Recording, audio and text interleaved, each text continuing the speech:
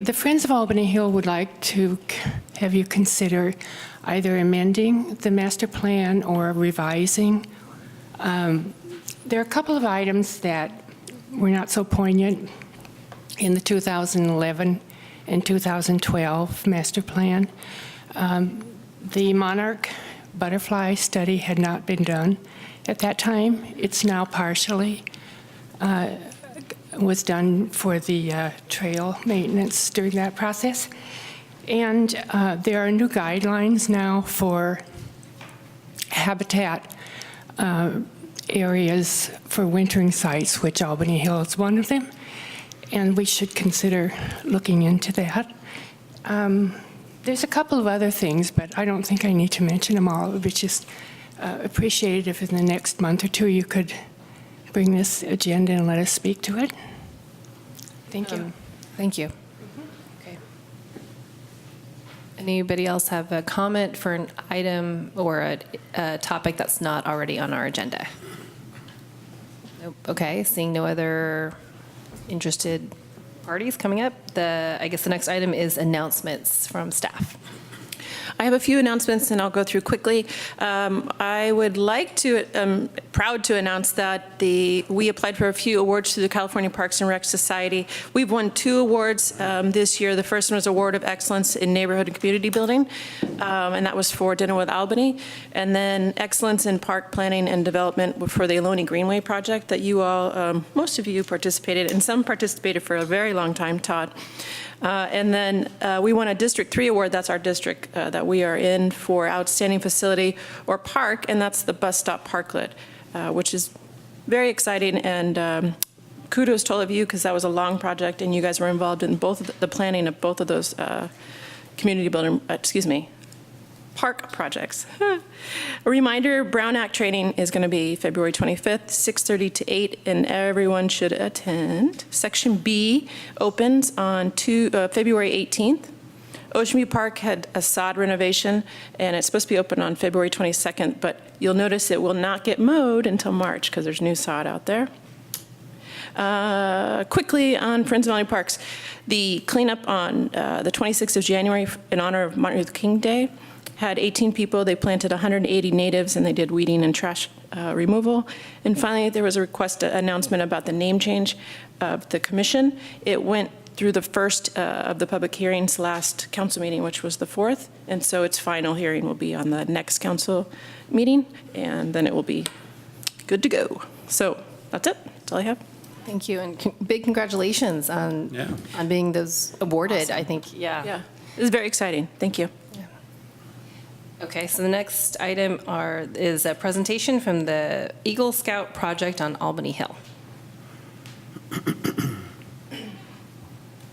Good evening. I'm Margot Cunningham. I'm the Albany Hill Vegetation Management Coordinator, and I want to introduce Zach Kola, who will be doing an Eagle Scout project on Albany Hill.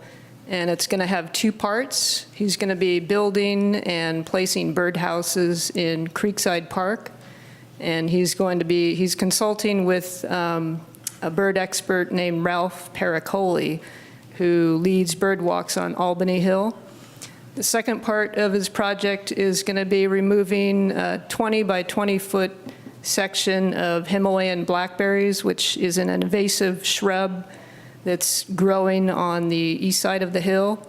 So once the scouts get it removed, it's growing in some willows and coast live oaks, so they'll have more room to grow, and then other natives will have a chance to come up, including California blackberries and California roses.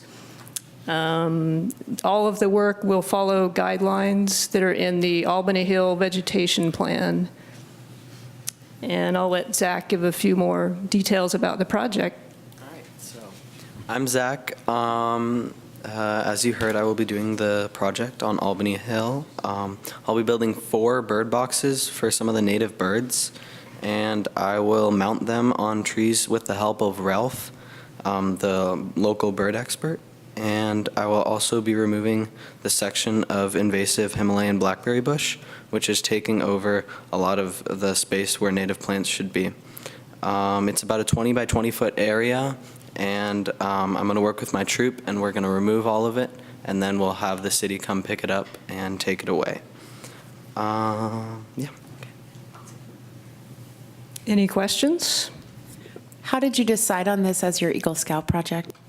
I reached out to the Friends of Five Creeks, and then the person I was working with from the Friends of Five Creeks referred me to Margot, and then Margot helped me with this project. Thank you. Susan Schwartz. I have a question. When do you plan to conduct this work? I plan to do this in a couple months, so sometime this spring. And if you find birds nesting in the blackberry, what's your plan? Will you just move locations, or is this a specific targeted location that you've selected? We do have a location that we have selected, but we are on the lookout for any native animals that are living in there right now, and then we'll work accordingly to make sure that we don't destroy their habitats. Sounds very well thought out. Thank you. Do you know how many birdhouses are already installed around the hill, or are there any? There are a couple, but they are very old, and a lot of them haven't been cleaned or have fallen off or have been destroyed. And so, any other questions? Great work. Good luck. Thank you. Thank you very much. Thank you. Thank you. Excellent. Okay, so the next item on the agenda is street tree removal applications, but I believe there are none this month, right, John? Okay. So then item 7, 7.1, gift to the city. Is that something you'll be presenting? Yes. Shelley, okay. I'll lead us off. This is an application. This is a gift to the city for a memorial tree and plaque to be placed in Pierce Street Park. The plaque will be installed on a rock, and this is in memory of former Albany Unified School District Superintendent and Rotary Club member Marla Stevenson. We have Howard McNinney here from the Rotary Club, who is available to answer questions. He put together the packet, and I will put the map up in a second. Using his expertise as an architect to put together a thorough application. He's worked with John Hawkridge on the placement of the tree, the size of the tree that will be installed. He has submitted the text to appear on the plaque. And we have coordinated with the Public Works Department, who will be helping install the rock into the ground and the plaque onto the rock. And then John will work with a contractor to actually plant the tree in the location. So I'm happy to answer any questions, but we also have Howard here if you have questions for him. Any questions? Are you going to show that, Shelley? I can put the map up for you. Okay. If there's any comments, we can public comment on that. Oh, okay, so we can move to that. Does anybody have any, there's no questions from the commission. Do we have any public comments on this item? Nope. Okay. That map is slightly turned, but you can see that there's a red circle. It's kind of hard to see, but it's near where the pointer is. This is the location, the proposed location for the tree, which I believe is a 24-gallon, is that correct? Inch box. And it's a coast live oak is the proposed tree. And John, did you have any other comments about the location? No. There's nothing really in the area currently, so. Any other questions from the commission? It's a lovely gesture. Yeah, it's a lovely gesture. I was wondering, I walk by the park every so often, and when I look out, I don't notice very many trees because it's so new. They're all scrawny. About how many, trees are in that general area or have been planted already in the park? Would you say? Good question. I think it's listed on the map here what was originally planted there. There's one or two that didn't make it, but I can't Looks like, read it from I know they're so small.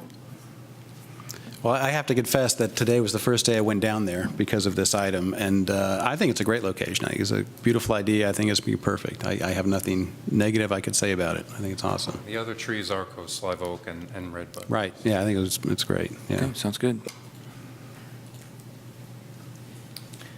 I move that we approve the item as entered into. Approve the item. I'll second that. Okay, all in favor? Aye. Yeah, Okay, thanks. very excited. Very exciting. Very nice. Thank you, Howard. Okay, the next item is Marin Avenue tree planting proposal. John? There.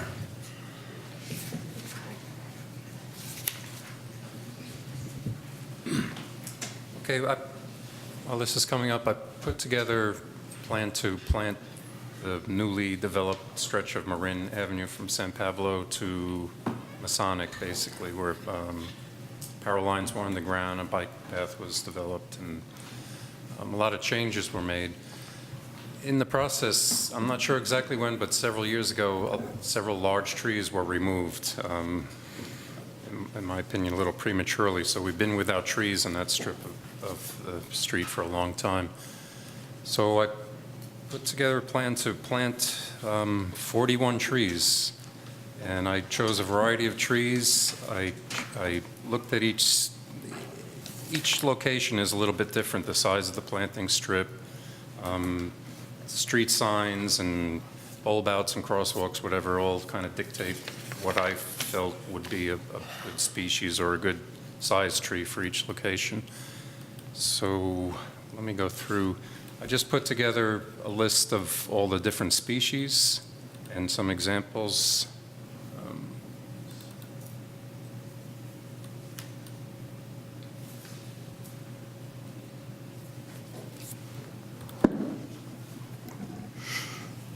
Okay, so at the beginning of Marin, when you're coming in from San Pablo, there's a median with an open, unpaved section where we can plant at least one tree there.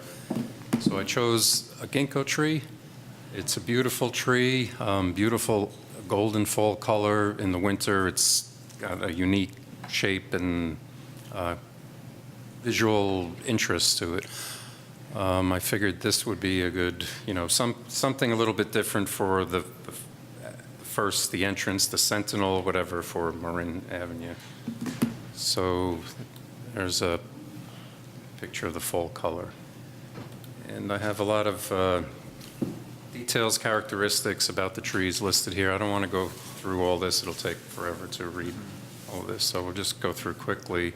If you have questions about any of these species or whatever, we can talk about it. Brisbane box or Lophostomen, I picked one location, that's at the gas station, and the reason I picked that is because Lophostomen is the species that's planted all along Buchanan as it turns into Marin on the west side of Marin Avenue, west side of San Pablo. So I figured we'd tie in with the rest of those plantings with that one tree at the gas station. And it's a nice big area, it can take a somewhat larger tree there. I chose many spaces for crepe myrtles, and specifically the Tuscarora crepe myrtle, which has these scarlet red pinkish flowers spring, summer. There's a lot of what was left as open space is very narrow, very small planting areas, so I wanted something small, figured something visually appealing, some color. So there's, I don't know how many, but that's the majority of the tree because there's a majority of the planting spaces are pretty small. So that's one tree. And one location I chose the Natchez crepe myrtle, which is a white flowering crepe myrtle, and I don't really remember, but I believe when I was out there was one location a little bit larger, and I didn't want to, I kind of threw this in just for contrast, for, something a little different, again, something visually interesting. So another tree that I chose for a little bit larger planting areas is what's called the Emerald Sunshine Elm, and it's basically an American elm tree that is resistant to Dutch elm disease. It doesn't get as large as the American elm, which can get 60, 70 feet tall. This tree should max out at about 25, 30 feet if it gets that big in Albany. You know, our conditions are a little different than what the standard information tells us about these things. So there's several areas where I feel the emerald, excuse me, Emerald Sunshine Elm, again, nice fall color. It feels like a shade tree, but it doesn't get really that large. It'll fit in a lot of these spaces. Where there are large spaces, I picked this village green soarleaf zelkova, and this is a large shade tree. We're basically replacing several, I think they were mostly sycamore or London plane trees. We refer to them as sycamore, but the London plane's further up on Marin, and I don't know if there are any left on that section of Marin, but they're kind of struggling. They don't do too well. They get anthracnose in the springtime. As their leaves come out, they get infected with anthracnose, and they lose all the leaves. It looks like fall and spring, and the leaves are all curled, and then they struggle through the rest of the summer. So Zelkova's known to be a good street tree. We don't have any in Albany, so it would be kind of an experiment to try this tree and see how it works. But it's similar to an elm tree. It almost has the same vase shape as an elm tree does. The leaves look a lot like an elm tree, so it's sort of been considered a replacement for the American elm in some places. I have a few locations where bronze loquat I felt would work good. This is another tree that's, to me, it's visually interesting. The new growth on it is a bronzes, reddish bronze color. It grows, it's kind of at its mature size, it's kind of a medium-sized tree, but it'll provide some shade. It kind of feels like a larger tree when you're near it, when it's mature. So we have several of these in the city. I think this is the only picture that's actually a tree in Albany that I have posted here. So this is by the Mechanics Bank on, is it Washington? Right? No, okay, yeah. So there's several of them right there, and they're scattered here and there around the city. So they're doing pretty well also. Another one I chose was Chinese pistache, and honestly not my favorite tree, although it's really, really pretty in the fall. It gets this color. It gets gold, green, red, orange, all these colors all at once, really bright colors. I chose this because there's already a couple of Chinese pistache on the street, and I wanted to kind of tie in with those, and the space allows for this species. There's one small spot on the north side, more towards San Pablo, where I chose Ray Hartman Xenothus, which is a California native. It's the only California native tree. It doesn't get really large. It gets really nice blue, purplish blue flowers on it, and it fits well in a really small space, so I chose that for one location. And another one, I believe I only chose for one or two, I'm not sure, I think one or two or three locations for what we call a strawberry tree. We refer to it as arbutus. It's Arbutus marina. They're all over town. There's, by the community center across, kind of under the BART, there's one on either side of the street there that are kind of good examples. They get these nice panicle flowers, little pink bell-shaped flowers. It gets some fruit, but it gets these yellow, reddish strawberries. That's why it's called a strawberry tree. And they're not necessarily problematic. I've seen many of these trees, and I've seen one that was really bad, that really dropped a lot of fruit that became a problem on the sidewalk. This was in San Francisco, not in Albany. So it's a really pretty tree. It's evergreen tree. The bark is really interesting. It's a smooth, sort of shiny bark. It's got good visual interest.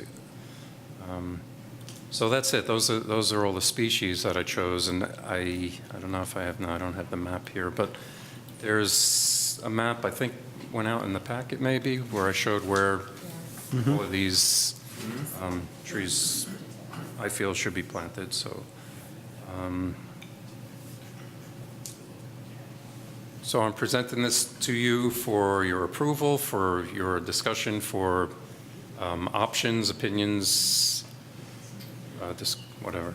Does anybody have any questions? I have a question. I have a loquat tree in my backyard, which I inherited. I didn't know what that was when I moved there. And I think we get some fruit drop. That's a problem, and I'm wondering how that would be on the sidewalk. That's a different species. You have a Japanese loquat with the little yellow, orange-yellow fruits. Apparently, yeah. Yeah, that's a different type of loquat. That's not what we plant on the street, so. This tree will get little fruits, but they're kind of hard and they're red, dark red, and they stay on the tree more so than not. So some fall off, but they stay on pretty long. I just wanted to add that this section of Marin, if you'll remember, or you'll see it, it's in the almost to the completive stage of taking down all the overhead wires. This is the undergrounding project, so there'll be no wires that are going across the street. So it'll be a clear view as you go down Marin from San Pablo to Masonic.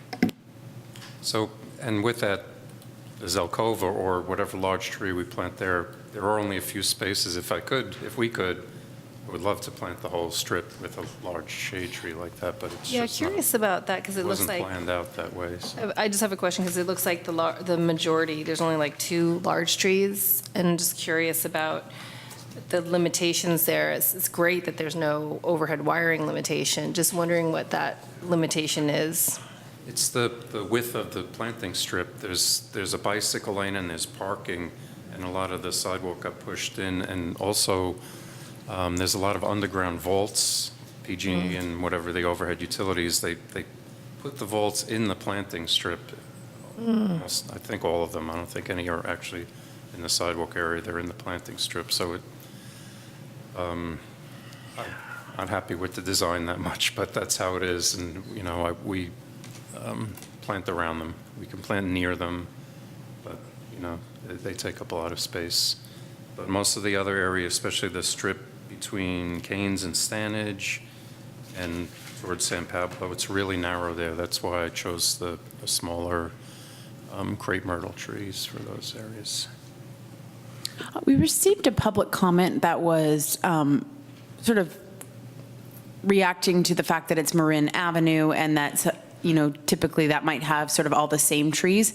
And I was wondering if you could just, from your professional expertise, comment on a value of something like that. Does that have any effect on biodiversity or other things? And or if people did something more like that, as more uniform as opposed to sort of what you've put forward? Yeah, just ups and downsides from your professional vantage point. Sure. For one thing, again, this is not a uniform strip. There's not uniform planting spaces to plant the same type of tree. And if we went with all small trees, I don't think we want all crepe myrtles or all red buds or some tiny tree up and down that strip of Marin. I think we want to plant the right tree in the right place is the slogan. Whatever fits best in that space. So that's one aspect. The other is that diversity is a good thing. Diversity means more insects and birds and things. To some people, to me, maybe not to all people, the diversity is more interesting, more aesthetically appealing. There's more to look at. There's different colors, different shapes, different times of year. There's different things going on. Where you have all the same tree, if we ever come across a problem, nature's changing all the time. Climate is changing. We don't really know what's going to happen, what it's going to be like. So back east, there's an emerald ash borer, an insect that's introduced from China, I believe, and it's decimating ash trees everywhere. I mean, some ash tree is a really, really popular tree back east, and there's some communities where like every tree is infected with emerald ash borer. They have to remove every tree and replant with a different species. If we had something like that happen, if we had all one species and we had a pathogen or an insect infestation, that's what would happen. The whole one tree would it would be a feeding feast for these things, and we'd have that problem. We'd have to remove them all, and we'd have to start from scratch, and we'd be starting from scratch again, all the same age tree, all the same type, all the same size tree. It's better to have diversity. It's better to have different age trees, but since we have nothing there, we're going to start with all the same age. But when we have different size trees and different growing rates and all that, it'll quickly become more interesting, in my opinion. I think that's a more popular opinion, for biologists or arborists. Julia, before we get too far into the discussion, do we want to ask for public comment? Yeah, I mean, we could, actually. I have a couple comments that have come in. So if we don't have any other questions, I think it would be good to have public comment. We can have a discussion. I did have another question, just quickly. I wondered if, since these are all street facing and usually at corners, if this has gone by traffic and safety at all? Because I know Marin is really a hazardous street for pedestrians. It hasn't, but where corners, my guidelines are to not plan within 25 feet of a stop sign or a crosswalk. Right, okay. So there's nothing planned to be that close to. The one that I'm concerned about is the one in the median, which is, there's already a lot going on traffic-wise. But anyway, that's discussion. That was just a question. My question was, have you talked to driving safety? The Fairmont ginkgo is a more columnar growth pattern than some of them are kind of more roundish. This one grows more straight up. So it'll take a little pruning. You'll have to get out there and block a lane every now and then to prune up some limbs over the next. So I think the answer is no, you haven't talked to traffic and safety yet. No. Okay, very good. Thank you. Okay, so yeah, I think it's a good idea to go to public comment, and then we can still have more questions. So does anybody have a comment on this issue? Sure, please. Hi, thank you. My name's Dan Johnson, Albany resident. I submitted some public comments by email. I just want to challenge you a little bit, and I'm not an expert on street trees or anything, just an opinion person about cities. So the idea of the avenue, it's one of the oldest things in landscape design, where you have an array of trees that are all the same and they mark a straight path, and this becomes a really grand thing. And so if we're going to abandon that concept in Albany, let's be upfront about that. Like, the Marin Avenue has this bank of these sycamore trees up once all the way up the hill. So if we're not going to do that anymore, if we're going to replace them willy-nilly as they drop out, then let's say, well, that's the new plan. We're just going to have, it's going to be a botanical garden. It's a different model now. We're not going to do traditional urbanism anymore. We'll just do case by case as things arise. And if the contractors put the utility box in the middle of the planting bed, well, we'll just fill in or something. So I would like avenues. I think that's a great idea. What I want to do also is offer the idea that your work needs to be supported with a landscape master plan for the city of Albany. And what I mean specifically by that is it's a design plan for trees. It's also a database of what trees we have and where they are and how old they are and when we're scheduled to replace them. But alongside that goes the sidewalk and the planting well. So we have all this information in one plan, one database. If you get a call, there's storm damage to a tree on 800 block of Pomona, say, oh, well, that tree it's right next to 3 of a different species that shouldn't really be there anyway. It's too big for the planting well. Just yank it and then put in the one that is in our plan to be replacing that one anyway. So we have proactive maintenance, proactive planning. When there's a project like utility undergrounding that comes up, you say, well, according to our plan, we need 20 or 48-inch planting wells here, and they better not have utility boxes in them, because this is the plan for Marin. This is what we're going to do with it. So then you get support in advance for what you want when these projects come up. So thanks for entertaining these ideas. Thank you. Thank you. Any other comments? I'd like to read a comment that came in. It was sent to Shelley too. I don't know if you have seen it since, but I just wanted to read it because it said, please read these comments at Parks and Rec Commission this evening. So it came in at like 5:45. My name is Jennifer Madden. I have a master's degree in landscape architecture from UC Berkeley and have been a longtime resident of Albany. I also taught landscape architecture at UC Davis for over a decade.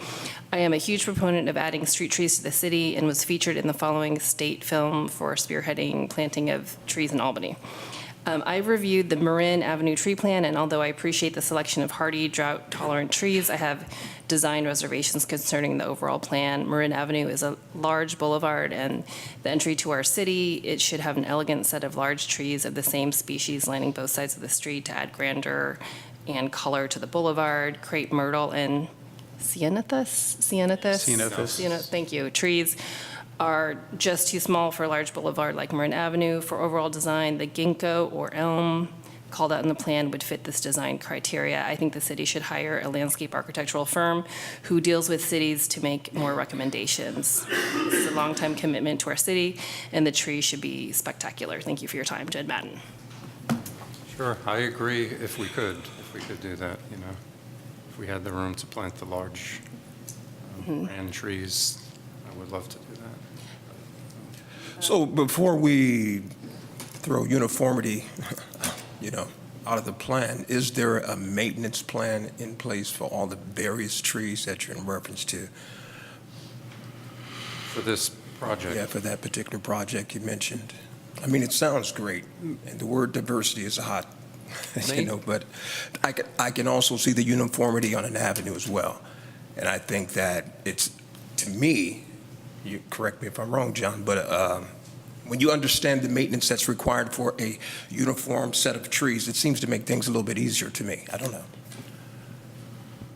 Yes and no, not necessarily. If we have to prune if these were all the same trees and we had to prune them all at once, that's a big task. Basically, maintenance is done as needed. So as these trees grow, depending on how the branching is going, whatever, they'll be pruned up. Over the next several years, they'll be pruned up to where they're above the street, above the sidewalk, and at that point, they need minimal maintenance. So that's kind of the plan for all the trees in the city right now. We plant trees. Last year, we planted 60 trees or so, I think. This year, so far, I have 35 trees out, and they're just, residents request trees to be planted, so they're scattered throughout the city. I'll go through and just prune as needed. So, And that deals with the maintenance, the overall health of the tree, because it seems like if it's diverse, you're going to have different options and contingency plans for each particular species of tree. So that's why I'm saying that. Just kind of curious going forward, because, the health of the overall health of a tree is very important. the important thing is to train them, get the early pruning in so they're trained, so they're not, especially something like the crepe myrtle, which would like to grow out as a bush. We train it into a standard. The census is another thing. It gets from the nursery, comes as a standard, which means a single stem as opposed to being a bushy tree. And once we get it in the ground, we do a little pruning. We keep it that way. We keep raising it as it grows out. You have to, you can't just prune everything up and leave a little crown. You have to work with it as it grows. And over several years, it develops the form you want. Then you can basically let it do its thing, let it grow on its own. So different species, trees are pruned basically the same. I'm not sure what would make a difference with.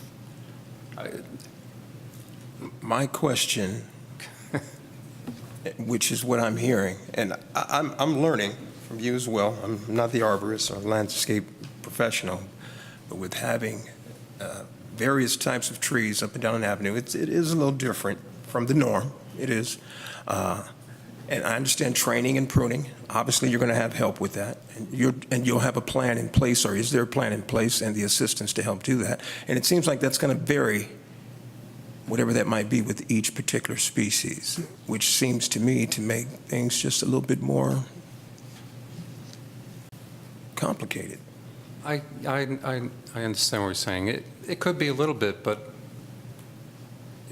we can do it. Okay. It's not undoable. To speak on the the same species again. San Pablo Avenue is a good example. Years back, somebody decided liquid amber was a perfect tree to plant up and down San Pablo Avenue. We just spent $40,000 to prune all those trees up and down San Pablo. It turns out they're a really bad tree. Now we're stuck with them. You know, they drop huge limbs. They destroy sidewalks. They drop those little spiky balls all over. People slide on them, trip over broken sidewalks, on and on. There's a lot of reasons it's not a good tree. We don't plant that tree anymore. If back then, and I understand the uniformity thing too. Sometimes I like that, sometimes I like diversity. I tried to put a little bit of a plan. There's certain areas where there's, you know, a lot of crepe myrtles. It's all, you know, there'll be a lot of color there, and then it kind of varies a little bit. And tying in with trees that exist already, like the Chinese pistache exists up towards the east side of the block. The uniformity thing, if San Pablo were planted with sycamore, liquid amber, or maybe small trees towards the corner and larger trees in the middle, that's another way that some cities do the uniformity design. You know, a certain type of tree towards the corners that is smaller and don't get out of control and don't block the visibility and all that. And then towards the middle, you have a taller tree. We would have a much better situation on San Pablo Avenue. It might be a little bit more complicated for maintenance, for pruning, but we can do that. So. Any other questions? Yeah. What I feel like Dan was saying, though, is it speaks a lot to how our commission might work more efficiently, potentially, to decide what trees go in, right? Right now, the process is, as I understand it, that, you know, if a tree needs to come out, then you look at the well size, you discuss with the property owner, right, adjacent to there, what tree they want to plant, and then that is what goes in. I think what he was suggesting with this master plan is that we actually really think through, well, how do we want our city to look? Do we want this diversity, or do we want avenues? And then, you know, or even have a mixture of both, and then from that be able to help us make our decisions and say, okay, we're taking this tree out, but we want to replace it with this other species. I personally like that idea because I think it would take some of the variability out of things. I also like something very comprehensive, but I recognize that going through that process might be really complicated. Some of the stuff that he brought up, which I thought was cool, was like New York City's plan, where they actually have, you know, almost like citizen scientists, but just volunteers go out and, you know, say, here's all the trees in a comprehensive map. Like, we're a square mile. We could do that. I think there's people who would help. So I'm really intrigued by these ideas and would love for us to be able to think more comprehensively. And that leaves me in a place with this where I don't know, at least I wouldn't feel in a position to vote on what we would want to do in this area.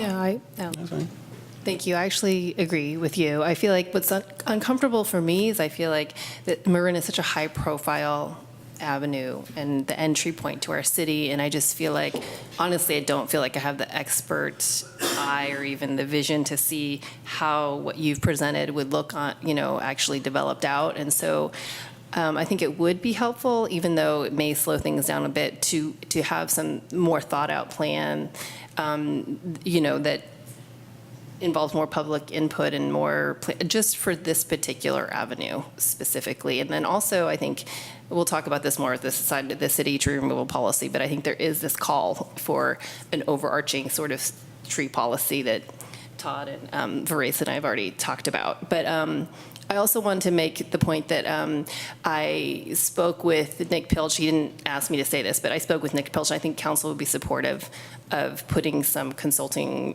you know, dollars to assessing this or helping with the design. And I know that when I talked with Rochelle Nason, the mayor, months ago, she was also supportive of more tree sort of planning consulting services. So I just wanted to put that out there too. And the one other thing I just want to put out there, diversity is like the buzzword in ecology. I'm an ecologist, but urban environments are really different and really planned. And we also have the benefit of not just having street trees, but we have our parks, our natural areas, and then also people's gardens. And so from that perspective, they're already incredibly diverse. And so we can come from maybe a little bit more of a design perspective than trying to make sure, you know, most of these trees are non-native. So whether or not they'll support the native flora and fauna, unclear. I mean, they do, but not always. A question. Was there a landscape plan prepared when the utility reconfiguration project was originally designed? No, there wasn't. Do you think there should have been one? I definitely do, yeah. I think we should have taken in consideration places where trees need to go instead of just putting lines on the ground and sticking a vault in wherever there's a spot, and, Right. Because my sense is it's ugly for one thing. is that we're quite constrained now in terms of the trees that are possible here. And while a sort of more grand, uniform avenue appearance may be preferable, It's not there. We lost it. It's not possible now. So it seems to me that there was maybe a mistake made previously by not thinking through these issues during the initial design phase, and then putting us in the position that we are now. So I guess from my perspective, one of the lessons here is to make sure that when these street reconfiguration projects are occurring, that we are thinking about street trees and other landscape design issues during the initial planning stages. Yeah.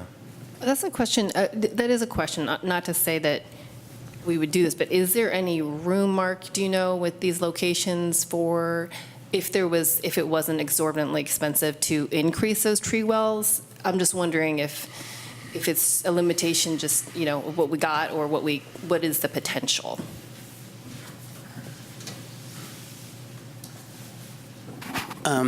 So my name is Mark Hurley with the Public Works Director. I came in at the tail end of the design and construction phase, and then the construction phase of the undergrounding project. And I completely get the idea of wanting this grand boulevard, but I think the trade-off here was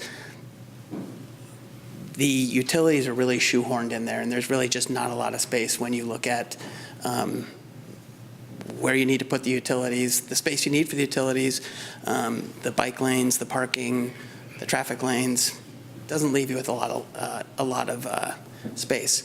So I think the width of the tree wells are basically what we have to work with. I think the spacing of the boxes, I'm not entirely clear of the decision of putting, but by and large, all the conduits are run underneath the sidewalk, and the boxes were put in the planter box in the planter area. And part of that is because with all the conduit, there's lots of infrastructure running up and down the trench, so you couldn't put the box in the trench or in the sidewalk. Does that make sense? So you had to offset it, and so the logical place to offset it is in the planter strip. So that was one of the constraints they were working with. So the width of the tree well, or the planter strip, is what we have to work with. I would say that if the idea for some people is to bring in consultants to come up with a different design, I'm not sure, I think John's local expertise I would value even more, because he's vested in seeing these trees do well and thrive, and he has seen what does well and what doesn't do well, and he's already told us he's considered the size of each well and tried to find the right tree for the right space. And then as far as aesthetics, tying it into certain other elements. So I don't see that we would necessarily gain a whole lot by having the city pay consultants to redo a different plan. And I honestly wouldn't trust their assessment of which trees would do well with all the sidewalk route concerns we've hashed out over the years, months and years, and other things that allow trees to thrive in our local area. So I would actually be in favor of approving this and not sending it on to another group. But when you hire the consultant, you can put into the contract that they would have to consult with John to make sure that they weren't selecting things that were far outside of our plan, and the scope of what they focus on could be this or beyond this. So it could provide a different perspective. So one question I had was, John, what percentage would you say your choices are pragmatic? Like, you got 4 trees that I know do well in the city and that could possibly fit in this spot, and what were aesthetic? So like 80-20, you see what I'm saying? I mean, how many? Because you said in your presentation a few times, you kind of said, well, I think that would look good. I like that. And I think what we're pushing back on is that all we want there? Maybe we want a second set of eyes to look at it, and that's all we're saying. I think I fairly even? consider both. I know it's got to be a jigsaw puzzle. You're just trying to. As I said, to me, I think this will look nice. Yeah. There's lots of color. That's why I presented all the pictures. Sure. It's just from the internet that, show what these trees look like in their mature or fall colors and all that. Sure. I think, to me, a lot of visual interest, a lot of different shapes and colors. Well, and you understand how that's an aesthetic choice, and some people are kind of saying, well, maybe we don't want that aesthetic choice. Maybe we want somebody else to come in with a different sensibility. And that's all we're saying. One of us will have a different. Well, that is absolutely true. That is absolutely true. And that gets to Brian's comment, I think. Yeah. Exactly. Yeah. And I agree with Brian. We're all going to have a different opinion. And I agree with Brian. I trust your judgment. You work here in the city. As long as you've taken into consideration the space that you have to work with and these trees will fit into those wells, then I think we should move forward, because I don't want to delay the process, carry on and have to talk about this because we're all going to pick different trees that we like. Well, I think that's the point. So we have to come to some type of conclusion. I agree with Brian, and, trust what you've come up with. I just wanted to add that I actually really agree with Hillary. Like, I think there's a value, because I've seen the amount of trees that have come before us and I'm not someone that understands a ton about trees before I came to this setting, other than appreciating them. So I think there is a value in terms of urban spaces and having some collective consensus around the direction for how we want the city to look. And that's a little bit different from what fits in this particular well. It's sort of a little bit the 10,000-foot view. If there's funding for that, I think there's a value over time, and it's having a studied process of sort of laying that out if that doesn't already exist. And it sounds like it doesn't. I think in this particular case, I am someone that's visually oriented, so I have to say when I read this comment about the avenues, I was reflecting on a part of Claremont Avenue where in the fall all the trees are the same and they're beautiful and the leaves all change and it's just a grand experience to drive down that. And I thought, oh, I can understand people feeling a loss of that if that's how you experience the rest of Marin, and I honestly don't remember what was there before. So if that's what was there before. I also understand the challenge about scale, because you could do uniformity, as you're saying, with a smaller tree. You could put them all crepe myrtles up until you get to Masonic, but since it's such a wide boulevard, and it's hard for me to make that leap in my mind because I'm not someone that has so much experience with trees that I know how that's going to look. I feel like something like a consulting firm is going to allow us maybe to have a visualization of option A or option B, and there's some value in that. Having said that, I appreciate all the visuals that you did put up, which helped me know that for me this would look beautiful. I just think it's different from saying this is a grand wide boulevard, the rest of the avenue has this uniformity. Have we exhausted the options in terms of how to use this limited planting spaces to achieve some version of that? And I think that's where maybe an outside firm could help us in this case, but could also help us more in the going forward big picture. So I just wanted to support some of the things that were mentioned. Which is going to prolong the process, of course. So. Yeah, it seems like if we want a grand vision for the city, then that's a whole project in it. That would be, I don't know how long that would take. 4 years. Yeah.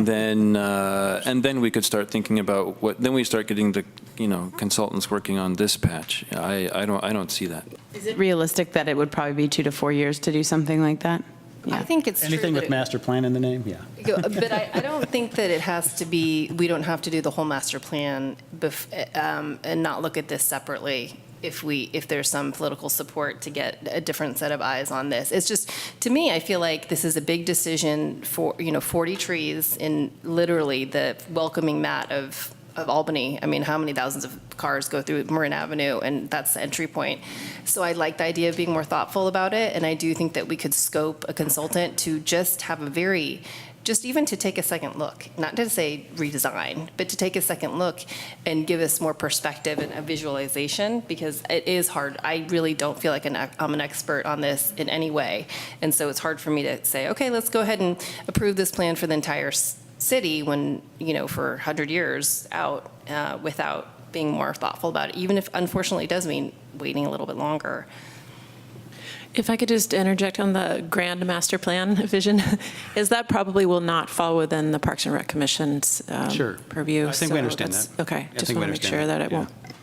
There's a lot of things involved in that besides just our portion. Would a middle ground maybe be to ask John to think about maybe a few trees that would provide uniformity and fit into the wells? That then we could say, okay, let's have something that meets that piece of it, but then also, we could move forward more rapidly with this section.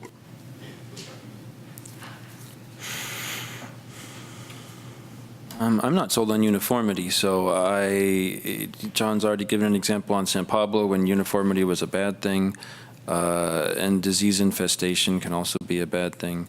And so, if we were to hire a consultant to see what the other options are, yeah, they would. I would think they would need to work closely with John. And every single spot, I don't know how many trees could go there. The permutations and combinations are large. And if there's no grand vision for the whole city, this plan that probably would never happen anyway, then it's not clear there's going to be actual guidelines that, we could value their design versus John's design. Right. So I don't really see where it's going. So, John, is it physically feasible to have a more uniform design approach to street trees along this segment? Well, sure, but that would mean all small, the least, not least common. Lowest common denominator. The smallest space available, whatever tree works there would have to be the tree planted in every other spot to have uniformity. And what I was trying to do was get as much canopy as I could in there. So where there's a big spot, big tree, medium spots, medium tree. So my suggestion for the commission to consider is if there's a group of us who think that a more uniform approach to the design is preferable to what John has proposed, that John could use that as his starting point and come back to us with an alternative that would meet that objective. And then we can look at that compared to his original design and decide which one we prefer.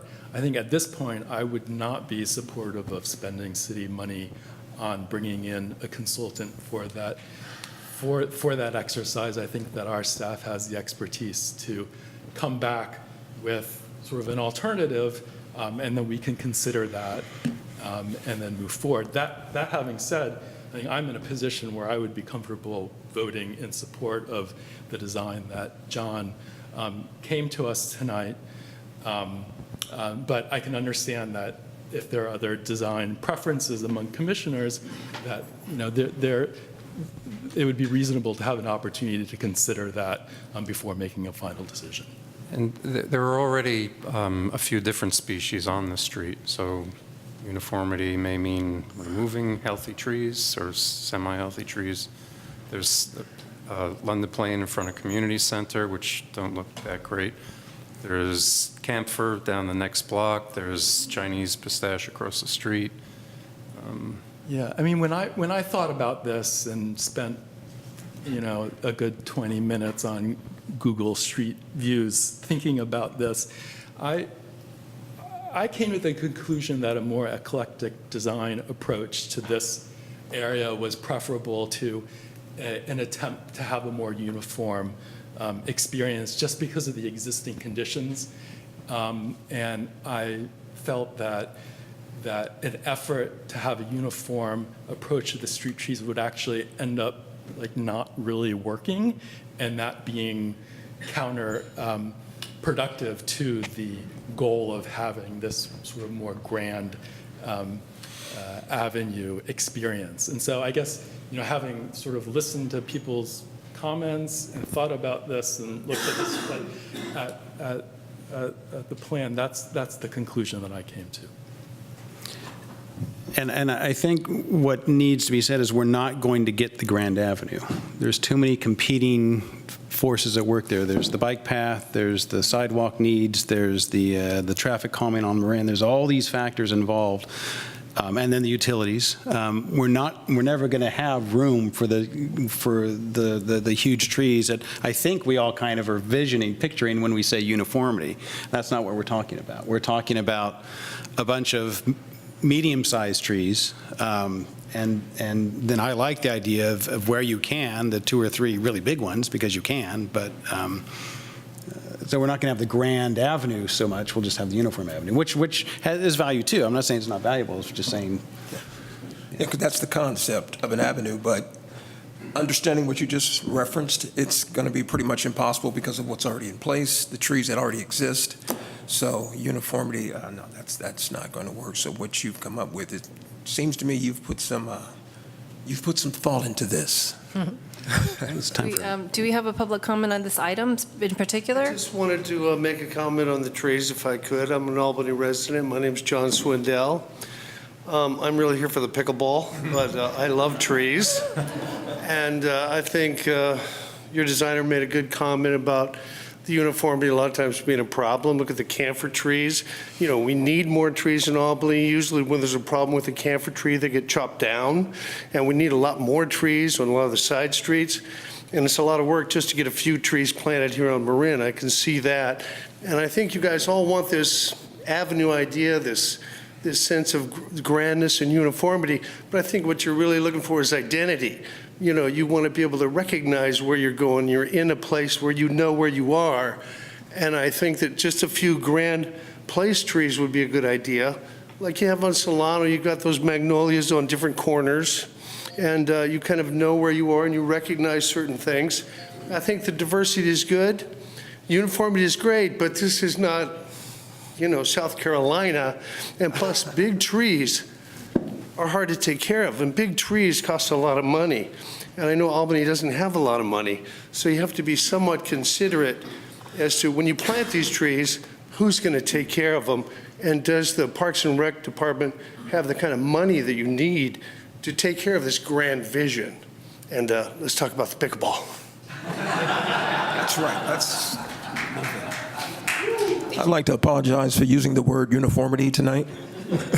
I think that you can have a vision and something that's cohesive without it having to be grand. I think that's what's at stake, like having something that aesthetically is united, right? Somewhere, right here near City Hall. And so it's not that I don't think that this plan is a good plan. I just think that there's a way that maybe we could tie things a bit more together and be a little bit more thoughtful and comprehensive about the process. Not to say that John hasn't been, but that just picking per well doesn't necessarily seem to fit this vision of where and who we are as a city.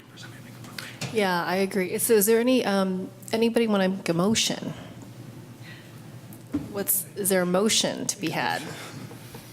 You were almost there just almost 30 there, seconds ago. Do you want to suggest? Do you have a suggestion No, for a way to articulate the motion?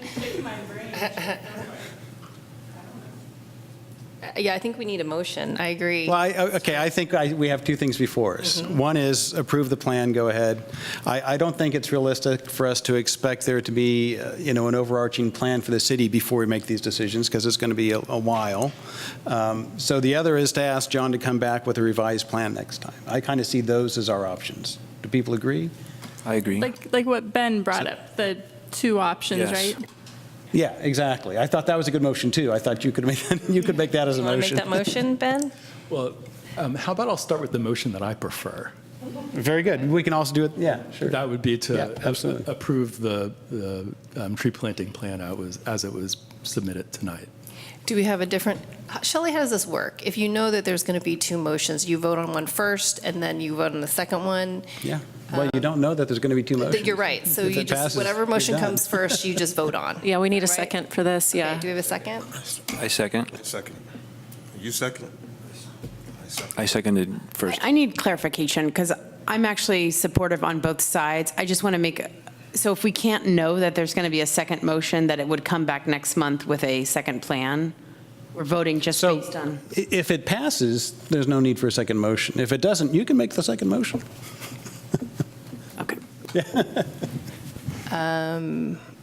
Problem is, I'm right on the. So we have a motion and a second, so you A would call the motion, so vote. we should vote. Who's in favor of approving the plan as is?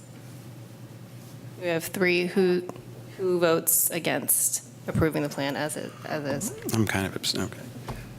Okay. So do you have a? I have a second motion, which is that I would love it if we could have John look at the tree choices and the well sizes and see if there's something that kind of finds a middle ground in terms of offers a little more visual uniformity but fits. And then I'd be prepared at the next meeting to make a decision based on Plan A or Plan B. I think that would meet the needs of what I'm hearing. Okay, I second. Okay, who vote in favor of that motion? Aye. Okay, anybody, what is it? Don't vote in favor. Oppose, thank you. Oppose is the word you're looking for. Oppose? Okay, abstain? Yeah, I oppose. Okay, one opposed, and any abstain? Abstain? No, I voted for it. Okay, so the motion's approved for John to come back with sort of another option, a second plan with more options for trees with uniformity, right? Okay. That Sorry. prioritizes uniformity. Prioritizes uniformity. Sorry, I'm saying that wrong, whatever was said the first time. Okay, so next item is Terrace Park replacement tree.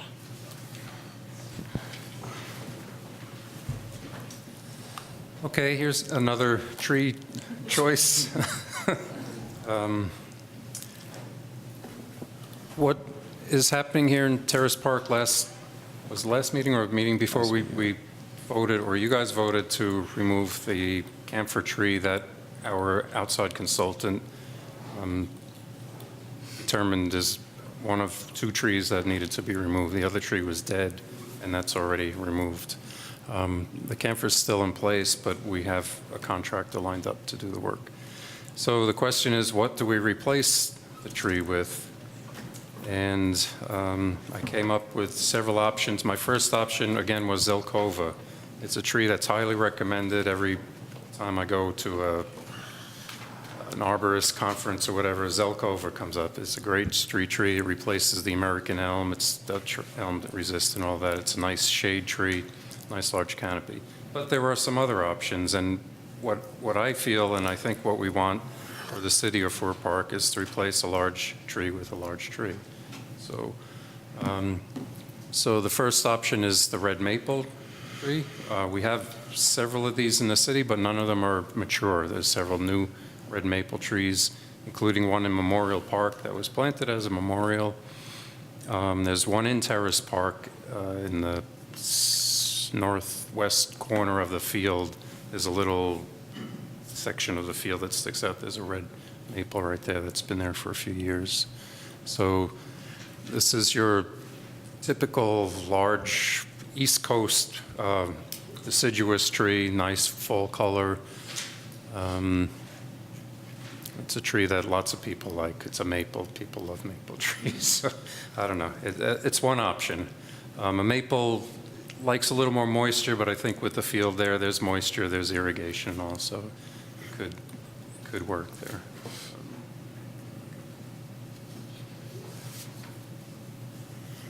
Is this the PDF? Okay, another one is scarlet oak. Again, this is an East Coast woodland tree, but something that can do pretty well here. We don't have any scarlet oaks. We're planting red oaks, which are similar along San Pablo. In the San Pablo master plan, the red oak is the replacement tree for the liquid ambers as they come out. The red oak gets planted there. It's struggling. It's not really doing that well. There's several, but they're in various shapes and condition. But that's what we have. So red oak is one. Aleppo pine, evergreen tree, pine tree. Another option, good option for a park. I don't know what to say about it. This is the tree that we have. I think there are Aleppo pines that are along the greenway near the community center along the border there. Again, a ginkgo tree. Another option. There's several different varieties of ginkgo that would work there. Silver linden tree. This is another East Coast tree. It's got a kind of a shimmery effect to it. The leaves kind of shimmer, blow in the wind. Full color, deciduous tree. Coast live oak. This is a tree, this would be a great tree, I think. This is a native tree. This tree does serve a lot of native animals, insects, birds, whatever. They can live for 500 years or whatever, too. So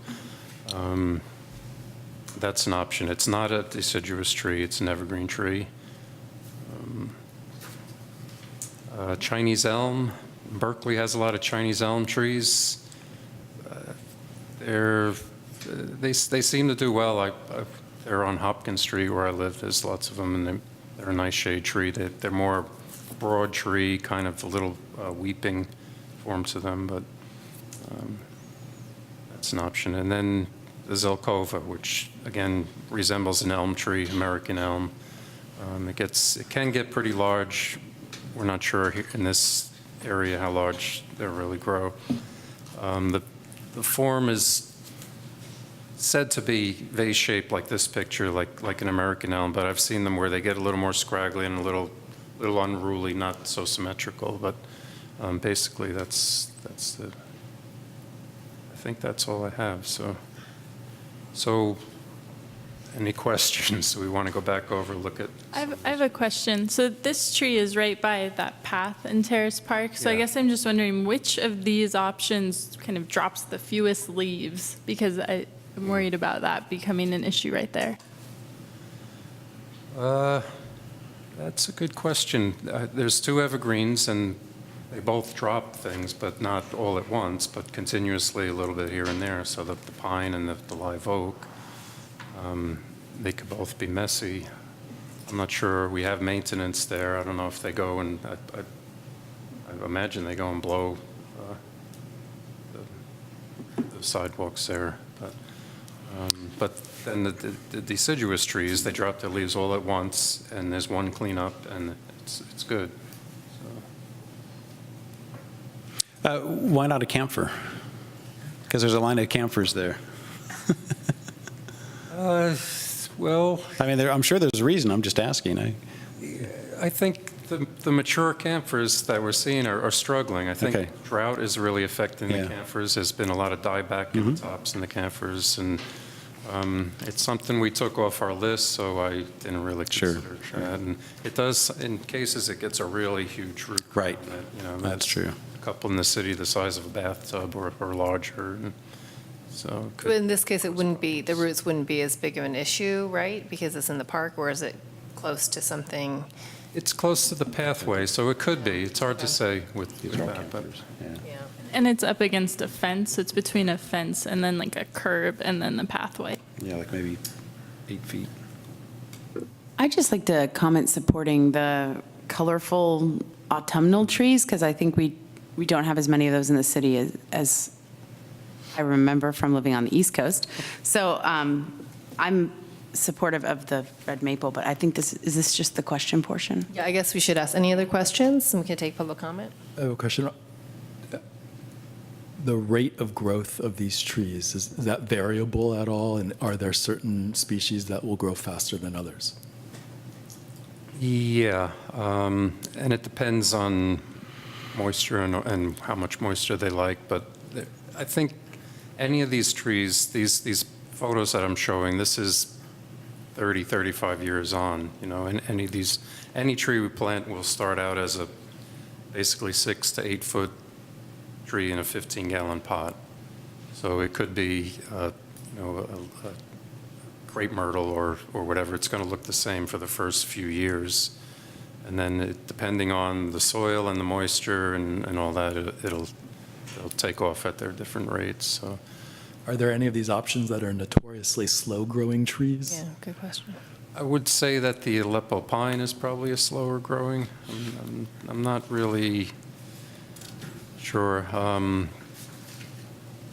And again, it depends on the soil, where the soil is. I have a big leaf maple, which could be an option too. It's another native tree in front of my house that was a foot tall for about 8 years, and then it started growing, so now it's got a regular growth rate. But I also have a live oak live oaks can grow pretty quickly, and then they slow as they mature. But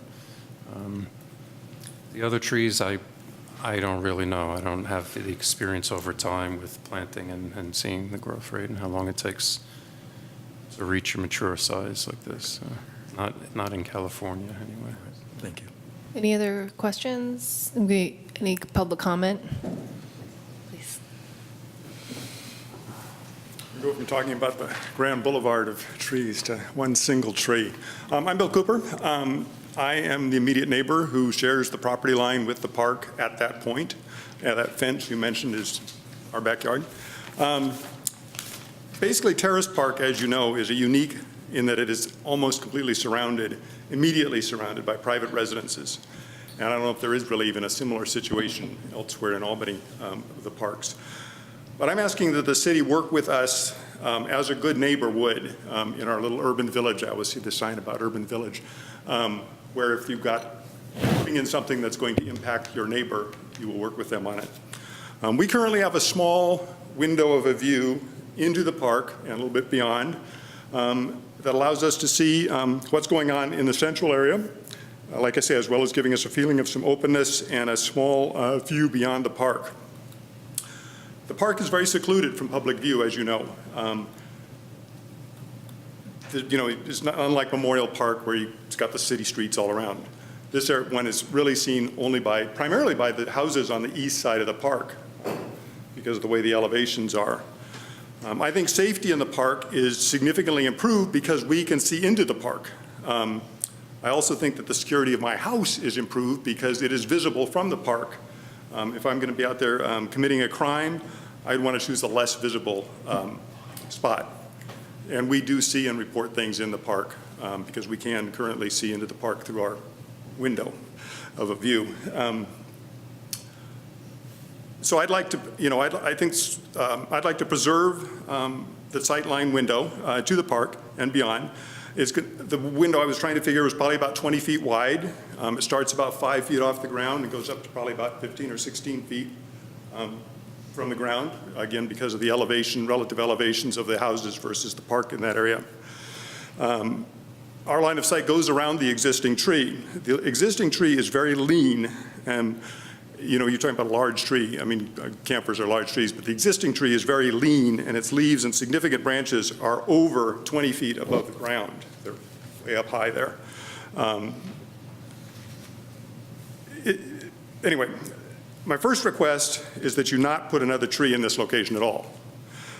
Keep this area as an open space with low native landscaping. Put in a couple of benches to allow people to enjoy the sunny side of the park and watch the activity in the field.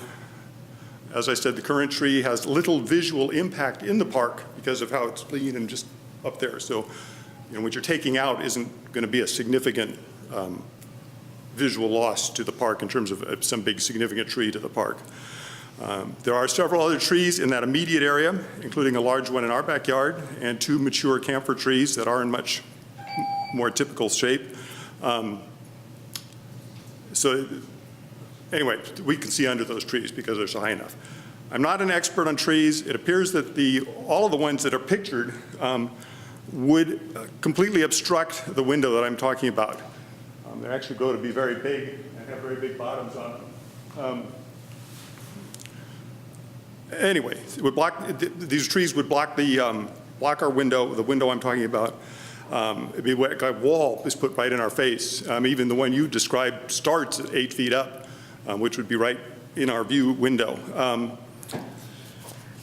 So it would block the sun from our yard. Anyway, the end of the house, that end of our house is our primary living area, and so we are constantly looking out that window of that end of our house, and the view and the openness is significant for us. If you believe it's absolutely essential to put in another tree in the park, I'd like to ask that you place it sufficiently far north or south that it doesn't block the window I've described. These all seem like really huge trees. This is a fairly narrow strip. The current tree actually really fills that whole strip with its trunk down there. That one tree you had pictured with that little person in it, the little person was like this and the tree was like that. So these grow to be very huge trees. Again, it seems like we're not really sure on how fast they grow, but I'm sure they would. Anyway, so if you feel it's essential, I'd like to have an opportunity to talk with you. I've asked for that. You haven't been available to talk about what you and your professional opinion might work with this window of view space I'm talking about and the possibility of moving north or south or not putting one in at all in this particular spot. Anyway, I'd like to ask that we not put one in at all. Okay, thank you. Thank you. Bring it back to the commission. Any questions, any comments? Any more public comment on this item? Okay, so anybody have any questions or comments? I'm liking the coast live oak. I like that it's native. Why would you choose this? You mentioned Zelkova was kind of like your first choice. You mentioned Zelkova was your first choice, I think, when you introduced the topic. Why would you choose that over the live oak? Nice large shade tree that's been said to do really well in urban areas. Okay, so just reputation. Yeah. Okay. Yes. I like coast live oak too. I think the Zelkova, is that what you said? I mean, if it's a street tree, this isn't, I mean, I get that it's still a small planting strip, but it just doesn't feel like the same exact urban environment that maybe, I don't know. Anyway, so I don't know if we can be more open to different kinds of trees here because we don't have the same sidewalk constraints. Another good thing about coast live oak is that native flora and fauna are really attracted to it. In a lot of urban ecosystems, they tend to be a magnet for things like birds and insects. And then also there was a neat study that came out of the San Francisco Estuary Institute a month or two ago that talks about carbon sequestration, and oaks actually are the best at sequestering carbon of any tree that they looked at. And so it ties into the climate action plan that the city of Albany is pursuing. Thank you. And what would you say the possibility would be of shifting the location a little bit in interest of our neighbors? I think it's possible. I think there's some other locations there, and it's a good point that the park is surrounded by private property, which is unusual for a park, and any tree there will affect, shade and droppings. All kinds of stuff. Yeah. Have some effect there as well as view. So I took a look, and there's a couple places where we could fit a large tree, I think. Okay. It's a possibility. In front of other neighbors' houses. That area could be planted. There's other shrubs and various ornamentals and ceanothus and things along there. So. And it's kind of right in the middle, so it's not a bad place for a bench or two or something. The shade is not really going to shade the park. I see. It's the wrong side. The sun's going to come up, on the south east and kind of throw shade along the fence at the most, and then during the day throw shade over the yards. So there is a spot, I have some pictures on my phone, unfortunately I can't show them, but between the picnic benches and the bathroom, there's actually an open spot there that might be good. I'm not sure. There's a lot of irrigation and different things there, so I don't know. I'd have to check with Public Works and see what it looks like underground there. That's one possible option. That would be nice because it would south of the benches, so it would form shade over the picnickers, which would be nice. There's another spot or two near the basketball hoop. There's one basketball hoop outside the tennis courts. And on the west side of the hoop, there's only one hoop. So the west side, the hoop's on the east side, the west side, there's nothing. We could put a tree there. It's just a little patch of grass connected to the rest of the field. There's also, on the south side, there was a tree removed a while ago. I think maybe a cedar tree or something was removed. So that's another, although there's another tree there too, so it might compete, but somewhere in that area, I think, might be a good place. Well, sounds like you could plant a couple trees. Yeah, that's right. I think that park actually Depending on needs how much more field we trees. wanna- There's a lot of, it's pretty hot being a picnicker there. I've been to a lot of kids' parties in that area, and they could use a couple more trees. But, so maybe next, you could come back with the locations potentially of the, of where you'd be Okay, yeah, I'll replant, get good as a pictures follow-up. and We can look at them all, Yeah. sure. And I would really push for the Coast Live Oak. The Live Oak I really like. You want to make a motion to? Well, no, because we're kind of shifting things now. It might depend Well, on we the got choice 'cause locations. We and took out a live oak in the sand pit a couple of years ago. Well, and what I noticed, I think one of the pictures you had showed acorns, and I spent weeks looking for acorns for my kids' school project. If there's a tree that, They'll be and I know schools go there, that's perfect, yeah.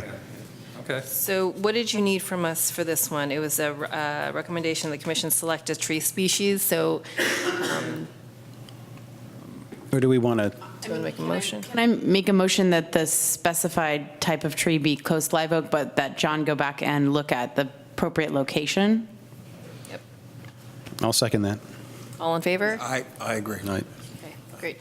Thank you.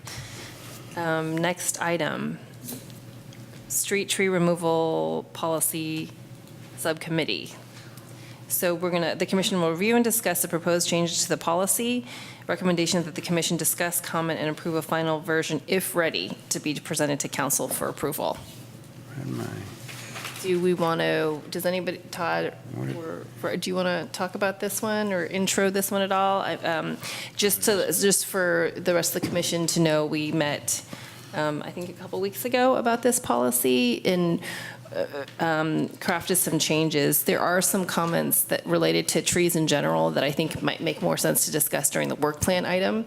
But in terms of what our subcommittee thinks that, we should do as a commission about trees in Albany. But for this specific policy, we have, the subcommittee made comments, and Mark Hurley from Department of Public Works has made comments. So this is our chance to look at it again and discuss. So the comments, if you open up your document, are in the sort of the bubble to the right. You probably recognize that. So I remember that language was going to be added regarding the interaction with the sidewalk policy. Has that been added at this point? Yeah, it's in there. Okay. It's at the end. Okay, very good. And Mark is here to answer questions about that. Thank you. I don't think I'd seen that when I looked. And I have a question about what's in here. So at the end, there's the 2.1 non-emergency city tree removal criteria, and then section 3 sidewalk repair. So this 2.1 that's on page 8 of the document, is that to replace the 2.1 that is on page 2 of the document? That's correct. And then section 3 is? It replaces the old section 3, yes. Okay. And so but just to be clear, Mark, when you were making those comments, you really just focused on the sidewalk repair parts of that section, right? Yeah, can we get Mark to summarize what? Yep, that's great.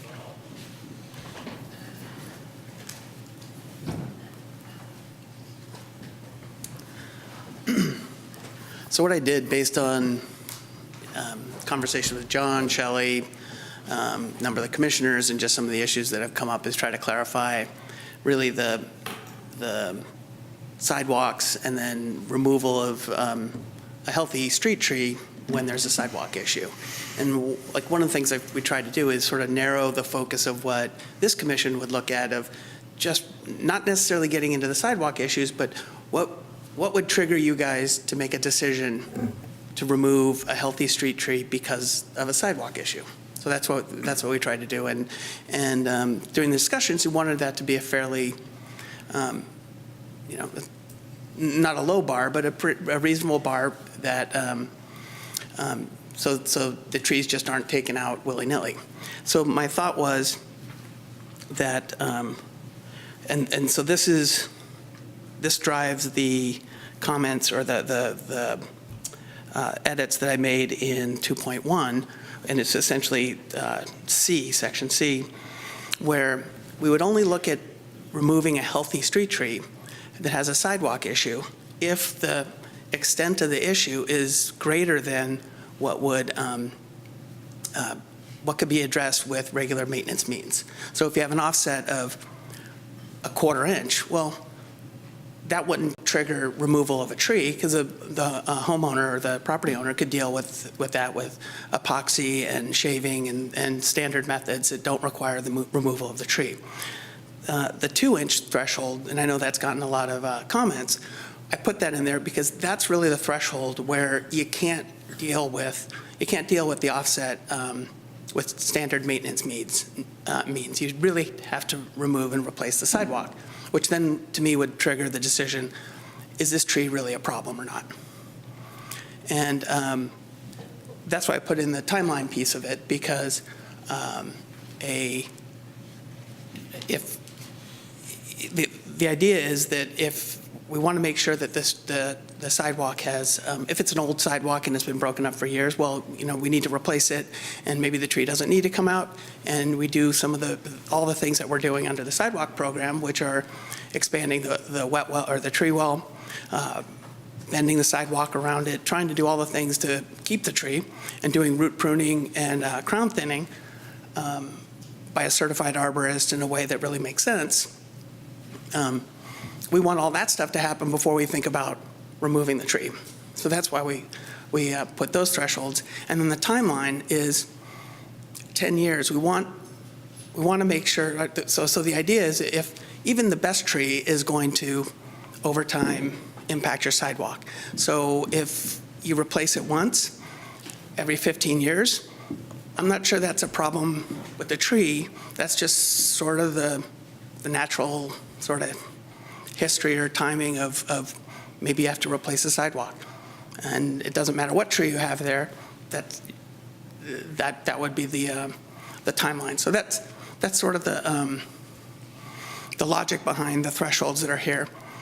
And then the sidewalk repair is just really a summary of what are the options available to repair sidewalks. And, one of the things is the homeowner or property owner can go replace the sidewalk whenever. And they would come and get an encroachment permit for us, and we would do all the things that we do in the sidewalk program. The second option is you can get on the sidewalk program, and when there's a ranking criteria, and you get ranked, and we'll get it done according to that ranking criteria. But there's a time delay on that. So the homeowner has to weigh whether that's appropriate or not. And then the third thing, and this is something that the commission asked for, was sort of a special case where, let's say there's, I think there were 2 of these where a property owner came in and wanted to remove a tree, very frustrated, replaced a sidewalk, not quite sure what happened in terms of root pruning and so forth. So there was but the commission wanted to try to save the tree, and we moved it to the top of the list. So the idea is this is a way that the commission can make a decision to move someone up in the priority on the sidewalk list. So we want to make that threshold really high, because we don't want to create a loophole for people to get to the top of the list. So the idea of a 5-year threshold. So if you've replaced your sidewalk and did all the right things, you've done all the maintenance work, and or there might be some issue, that would be the trigger to get you to the top of the list. So that sort of get the logic behind what I was trying to get at? Happy to take questions. Thank you. Do we have any questions?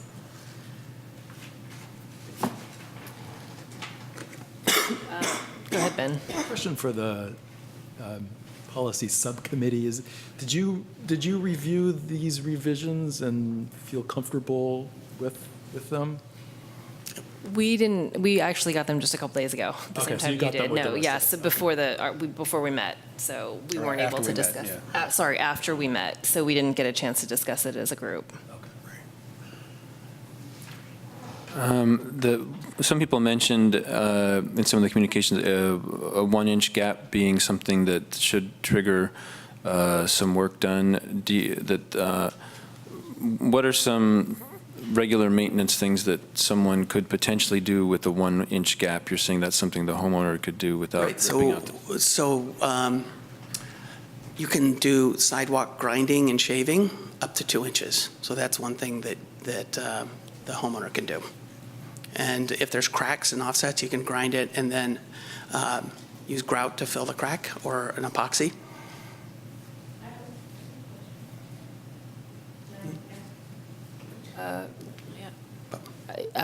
Not until we open up. Yeah, usually we have public comment come, but Just a moment, yeah. Yeah, so we're going to have opportunity for public comment in a minute.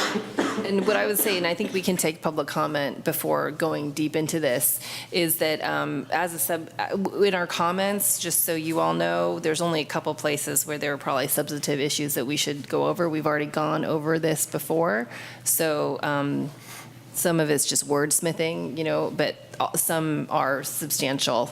So we can talk about those points outside of what Mark just proposed. Like, for example, John brought up the good point that we need to have something in there about tree topping. If we see tree topping or illegal tree pruning or topping that damages the tree, then we would like to address that through this policy, if not necessarily giving that person or allowing that person to have their tree removed for free. So at this point, do you have any questions as a commission, or should we take public comments? Public comments. No questions? Okay, so any public comments? I just have a question. You have to, please approach and say your name. Thanks. That'd be good for the video feed. Thank you for letting me speak. I'm Deborah Bernhardt. I'm a resident of Albany, and I'm never really thought about this until tonight. Why is it that homeowners are responsible to fix their sidewalks when the city plants the trees? How do we do? Okay, thank Shelley, you want to? Yeah, Shelley, John. Or Mark. You want me to? Go ahead, Mark. It's written out in the sidewalk policy. Yeah. It's the law. Yeah, exactly. So as part of the Street and Highways Code and the Albany Municipal Code, the adjoining property owner is responsible for maintenance of the sidewalk area. So that's just written into our code. And state law as well. And state law. Yeah. And as far as the trees too, the trees. The trees are causing the roots to uplift the concrete and causing, let's say, somebody to fall in front of the homeowner's property, and then the homeowners can get sued for that, but the city planted these trees that are causing this problem. That's my question. So, John, can you help me with the tree part in terms of the? Most of these trees were planted, not all of them, I don't know the whole history, but most of them are requested by the property owner. It might not be the current property owner, but when you buy the property, there's a tree, you inherit what's there. So if a tree root is lifting a sidewalk, the property owner should be dealing with that before it gets to a point. This is what we're discussing about the 2-inch and being able to grind it down or patch it somehow so that it's not a tripping hazard. So that's where the property owner's sidewalk responsibility comes in. So it's. The homeowners requested the trees, thank you for that. I think in the past there were some that weren't necessarily planted with homeowners, by homeowner request, but most of them are. And today, that's how it works. Trees are planted for the most part by homeowner request, yeah. Okay. Preston Jordan, speaking for Albany Strollers and Rollers. I appreciate the last comment, because it is a pretty insane situation ethically, and property owners don't always request trees. Trees are required to be planted by the city as a condition of certain remodels and new builds and things like that. So that's why Strollers and Rollers got Measure P1 on the ballot and passed, because our long-term goal is to have the city take over sidewalk repair in full. In that regard, in 2.1C, the first item there, it says to control uplift, and so I appreciate staff's explanation, because as an adjacent property owner, I didn't know how I could control uplift. It's something that happens. I think you need a different word there, which is mitigate uplift, which would be by grinding, putting down asphalt, things like that. If you have that in there, then you need to define the 2-inch offset, because somebody could keep putting down asphalt, putting down asphalt, putting down asphalt, and you'll never have a 2-inch offset. Or if they grind it, you're changing the surface that you're measuring from. So you might want to say a 2-inch offset on the base of the sidewalk, because at some point you can't grind it anymore. You've got too big a slope. So you need to define where you're measuring that 2 inches from. I think also requiring that in 2.1C, requiring that it's the adjacent property owner that has done that work to mitigate the uplift. I've said before, it would be good if this policy was agnostic as to who had done it. So the city has actually gone through, as a part of the sidewalk programming, done a lot of grinding on its own dollar. So I don't think it really matters who did it. It should matter, has it been tried?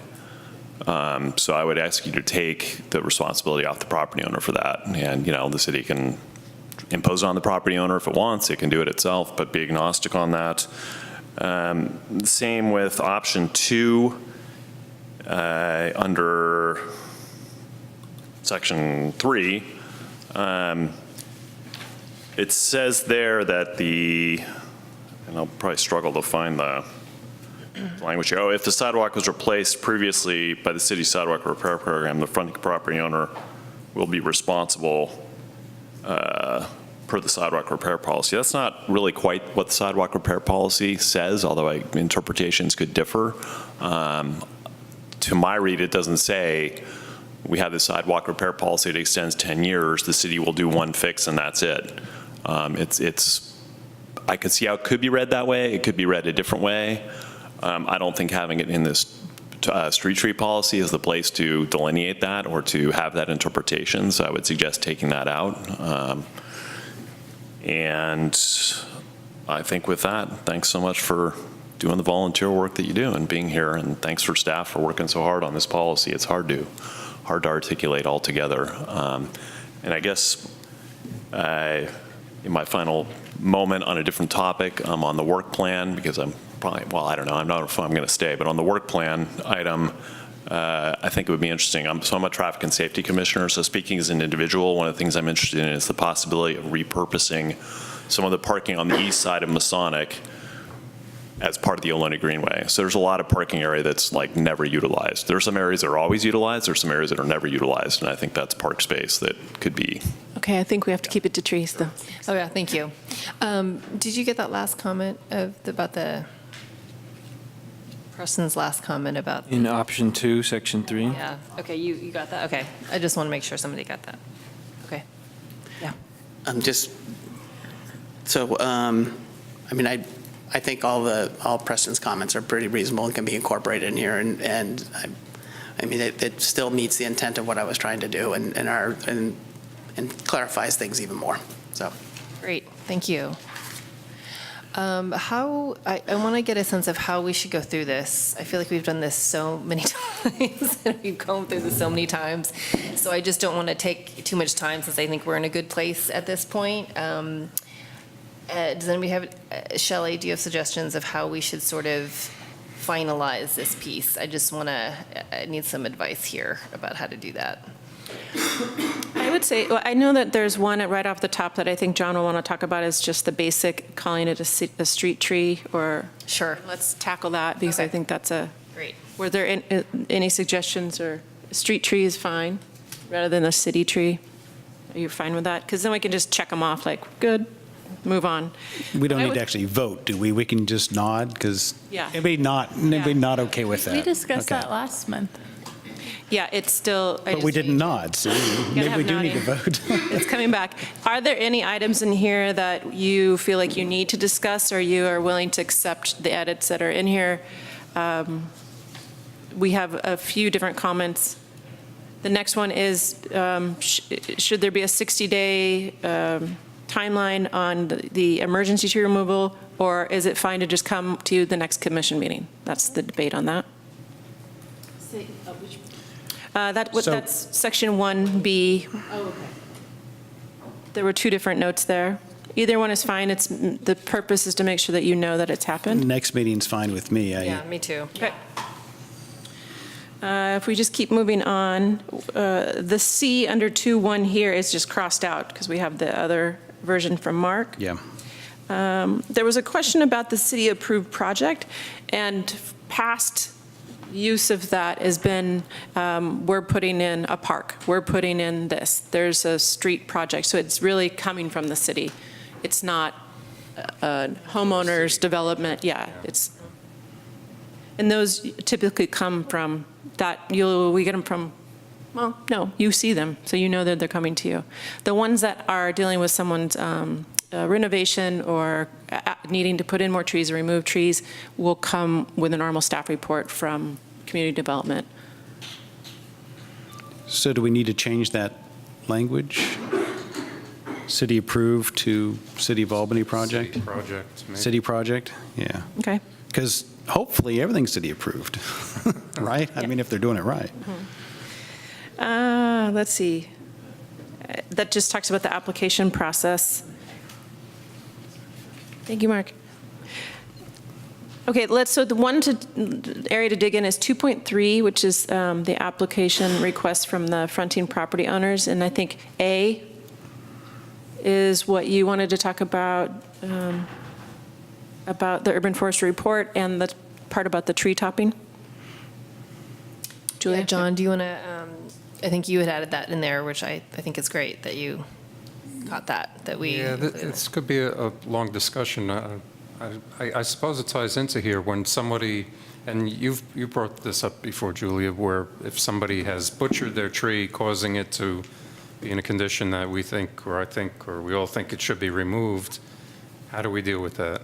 I mean, we don't have any fine structure or anything along those lines. Do we approve the removal and have the property owner execute on their own dollar, basically? Or, you know, I mean, if someone wants a tree removed, they could hack it up and then say, here's my application. Here, City of Albany, pay $2,000 to remove my tree and replant another tree. Right. So. I like that a lot. I like the idea of you don't get the free removal if you, we have had a situation, I believe, I'm not sure, where somebody came one year and the application was denied, came back the next year, and somehow the tree had been butchered. We'll have one next month. Yeah, so. Stop someone in the process of removing a tree. Yeah. Applied after the fact. So the tree's still there, but it's hardly worth saving, so we can. So that language, does that language suffice? So if the urban forester finds that the tree has been improperly pruned, topped, or removed by the applicant, the city will not be obligated to pay for the removal. Moreover, the property owner is subject to fines associated with improper pruning, topping, or removal of a city tree, which they already are. And this doesn't say that we have to enforce it, but it just kind of references that fact, right? That, say that part again, that they're. It doesn't, subject well, to I guess fine? that they are subject to fines, right? Isn't there a fine for tree topping? There's not. Oh, okay. No. Well, then maybe we had to take that Because out, otherwise PG&E. The closest thing would be destruction of public property. which it is, right? Yeah, but I don't know how that works out. There's the fine schedule talks about maintenance hourly wage maintenance workers to repair whatever the damage was, it doesn't, and doesn't really apply to trees, so. But it does say in the ordinance that it is illegal to do that to a tree. So it's in that ordinance. We just haven't put in the master fee schedule a fine for that, so. Well, is this the place for something like that? Or would it be in? It is a bigger question. Yeah. I mean, we could leave it at that the city's not obliged to pay for the removal, Okay. and All then right. tackle the fine part of it in a Later. separate. So we can't do it through this anyway. Okay, that Yeah. sounds good to me. One solution to this might be just to add the word subject to any applicable fines. So that language is still in there. If the city gets around to establishing a fine in the fee schedule, we don't have to amend this policy. I like that. Okay. Yep. General. Okay. I would a little concerned about the word improperly pruned. What about destructively pruned or something? Because somebody could just not be a good pruner. They're not supposed to be pruning at all. Well, with encroachment permit you can. So what if you got your permit and just did a bad job? I don't know. I think we're trying to capture malice. Illegally pruned. If you have a permit, then it's not illegal. But you can still do a bad job. But you did it with a permit, so It's if late. you I'm meant, punchy. I'm sorry. it covers you. Illegally or destructively, and or, I don't know. Destructively is not bad. It just seems like that's what we're trying to get at, is you've Properly is kind of the common language to say. It's right. Yeah. But, yeah. Okay. But also, yes, if you have a permit, it's been discussed, and I asked to talk to the arborist to see a plan or talk to them about it, and we require an ISA certified arborist who should be doing proper pruning, proper cuts. So both ways. Yeah. Leave it improper? It's fine with me. It's fine. Fine with me too. Any applicable, we'll add that. Yeah. Improper? I think it should be illegally. Illegal? Unauthorized? Yes, that works. But now we can get somebody who did a beautiful job pruning their tree, just didn't get the permit. Yeah, not supposed to do that, though. If we go to the paragraph above, I just wanted to make a note that Mark and I had talked about his description in 2.1 about this, all these different things that someone can do with their sidewalk, that John will do the research and provide that information in his staff report if there is one of these where the sidewalk is, the offset is this, we recommend this technique for taking care of it. So John will include that then. Okay, excellent. We're just clipping along here now. All right, the next small thing is on page 5, which is under 271. And it discusses just the fee. And I think it's best to keep in that it's the master fee schedule. We usually don't put fees on applications. If you're getting a garage sale permit or this, it's not usually listed in there. It can change. But we will put it on the application because that can be edited. Sure, and that's easy to change. It is fine to leave city council. It probably does get submitted to the city clerk. You're right. So it's up to you. We could actually say submitted to the city clerk for the city council, just to clarify that. That's just steps, basically. It will go in front of city council. The next comment is fine too. Inserted city council. And then 2.9 is fine, approved. This section of sidewalk repair is crossed out. And we're using Mark's language for the next section, but we'll have Mark make the few edits from Preston's comments that he said he was comfortable with. And then it's just the last two is section 4 is just review of the policy that we're going to do that every 2 years and that the policy gets given to every applicant with the application is section 5. Also in Mark's new part, the shifting sands of what to call our commission maybe weren't set in stone yet. Yeah. So he calls it something else, so that should be consistent. Yeah.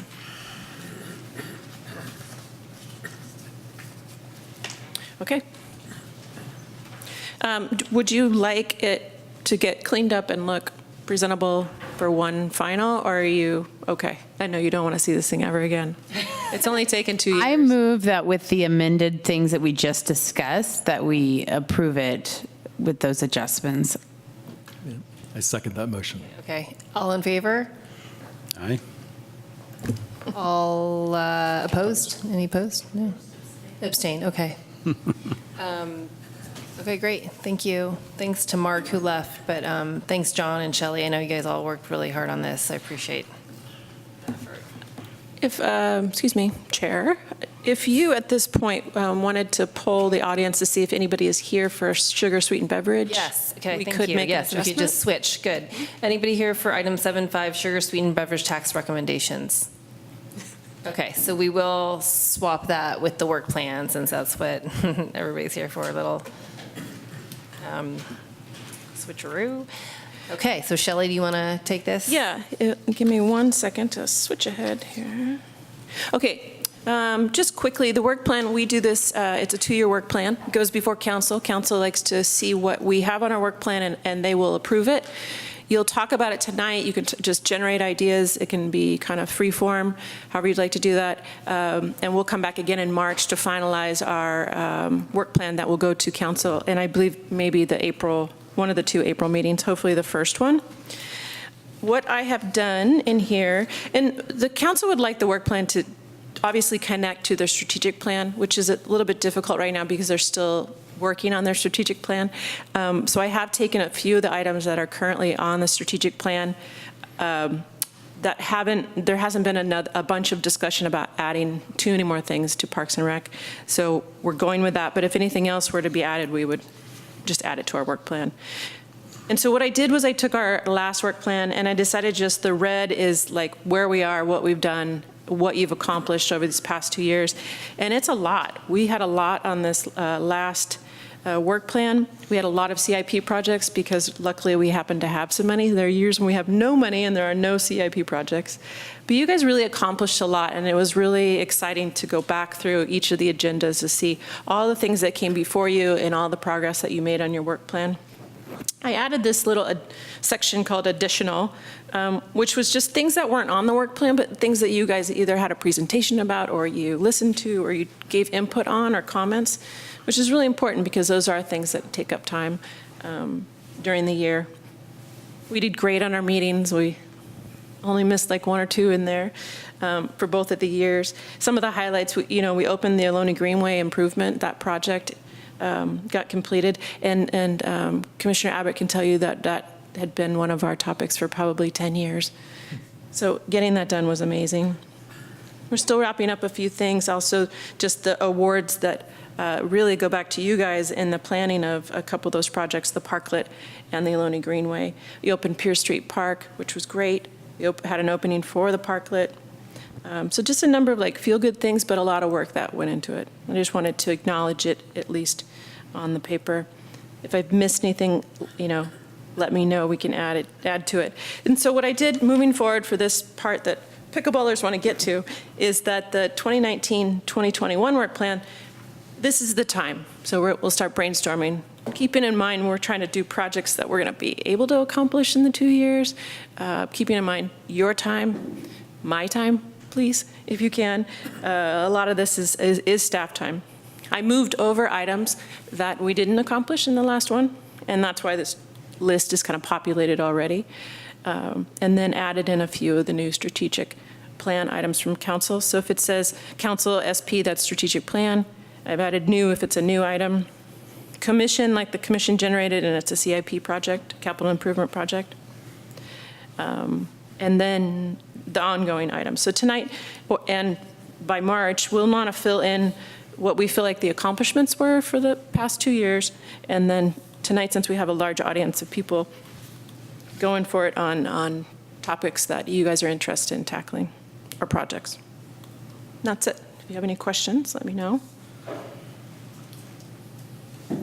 Thank you for all that you and your staff do to make this such a wonderful part of our city. Thank you. Yeah, I agree. All those actions, these actions have to do with your staff time. So I appreciate that. Any other questions before we take had a question about the Veterans Building. Yes. My understanding was that's county property, or at least you have to go through the county to rent it. And so it says investigate funding options. So is that something to do a partnership with the county, or how does that, am I misunderstanding? It's actually our city, it's our property, and the building is the county's building. And believe it or not, they will sell it to us for $1. And so every couple of years, there's a push to get can you update the numbers that it would cost to renovate this historic building and make it earthquake safe in the process? And that last estimate was about $10.2 million. So over the past, I mean, this goes back Many years. many years. You would be surprised. Of can we purchase it? And we were almost in line one year, and the school district decided to go out for a bond for the pool.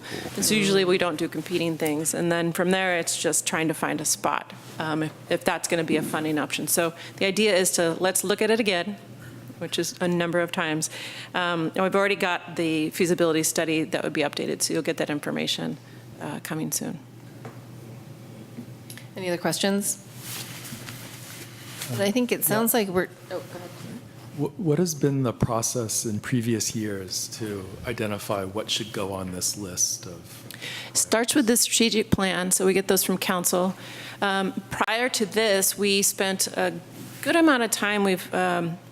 When we originally did our list of what do we want to be doing, what would be these CIP projects, we took input from a bunch of different sources, and I kind of kept this long list of people's input requests that have come along the way through park galas or input for the Albany Greenway. We had a number of workshops and community meetings of what people wanted. Some of the projects back then, because we had this Measure WW money that we needed to spend, those projects got formed through the commission. What do we want to spend that money on? Measure R projects are still kind of up in the air, but then there is this portion where people are coming to our meetings, and we kind of keep track of that. A great item, we got a presentation about mountain bike pump track, and the commission decided to add that to their work plan as a project they were interested in pursuing. So some of it comes from public comments and public input, some is from commissioners, and some is just kind of along the way, if it's not from council. So it's a little mushy, comes a lot of different ways. And then in previous years, how has the commission decided what should be on the list? I feel like tonight is usually the night where it's kind of like you're basically kind of throwing up in a way. You're just kind of getting it all out, and if there are great ideas, and then if I'll allow you to send me things that you come up with in between now and March, and I add it to the list, and we'll just have to narrow down at the March list. So today's kind of like generating the idea side of it. So at the next meeting, we'll have this presumably very long list, and we'll collectively decide which ones we want to include in the work plan. Yes. And then the final part of that is that the council will decide if everything that's on there is appropriate and items that they would like us to work on in order to provide them with information. Any other questions? Back to the Veterans Building. I think we had a chance to talk about that. And I'm looking forward to the feasibility study that you're going to do, but have you been able to potentially identify any sources for funding, or are you just kind of waiting on that? No, we haven't identified a source for funding. Okay. That's going to take a little bit of work. And now outside help in terms of figuring that out. I was going to ask you if there's a process and some additional help. Yeah. So is that also the case when it comes to additional events and galas and things like that? Because normally if we come up with ideas, what has been, I'll just say, hindrance to proceeding with something that may be new or something on the plate? Is there a question of staffing? Or is it more? Yeah, typically the commission deals more policy, park, CIP projects rather than day-to-day operations or programming. So typically it's more focused on strategic plan items, policies like tree policies or the AB 2404 policy, or a master plan, implementing a master plan, but more on that level rather than like how I push papers around all day or what events we might put in a park. Not that we won't listen to any idea because we're open to that, but that typically hasn't been an item for your work plan. We're advising. Your role is to advise the council, or they're asking you to have that task. And they have given you a few items that you're going to work on for them. No, I understand that. Yeah. Just was curious about newer items and what the process was, because I think I mentioned that before. So, but I understand that other process. Just was curious. Yeah, oh, yeah, sorry. Oh, more of a process? Is there any other no, process? I think I better understand. Okay. Yeah. It's not a really formal process. This is kind of messy at the beginning. As you'll see, I mean, some people will come to the meeting and have an idea for you, and you'll have to consider if that's something that is worthy of taking time or on your future agendas. I doubt there's public comment on this. Let's just jump to discussion. So, okay, so I think if nobody else has questions in the commission, we can take public comment now.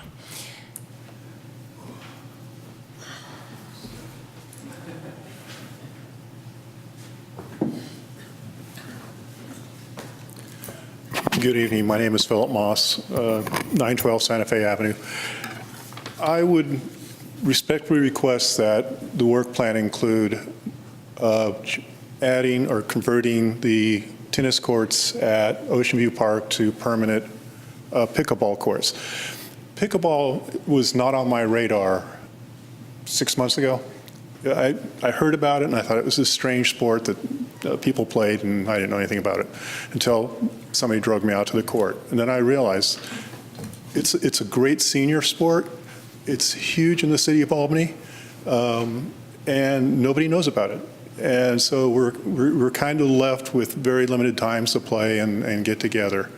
For instance, we played Sunday night, and about 15 of the people that played went out to dinner after that.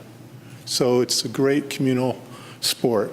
There are people here that have a lot more history with the sport than I do, and I'd like them to talk about it. I'm only here to say I would like to see if we could get this onto the work plan to get it in front of City Council and possibly use some Measure R money for permanent striping and permanent courts. Right now we have stripes on courts with tennis court striping and tennis nets. We don't even have nets. We have to bring temporary nets into play. You just cannot go and play. You have to do it at certain times. And so what I'm hoping is we can have a discussion about this and possibly look to Albany. One thing that I did look at, which I found shocking, I'm an ex-tennis player.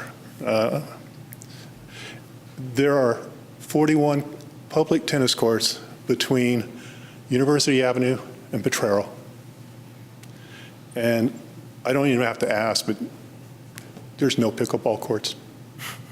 So please, let's see if we can get this, at least the conversation started so we can take it to City Council and see if we can get it funded.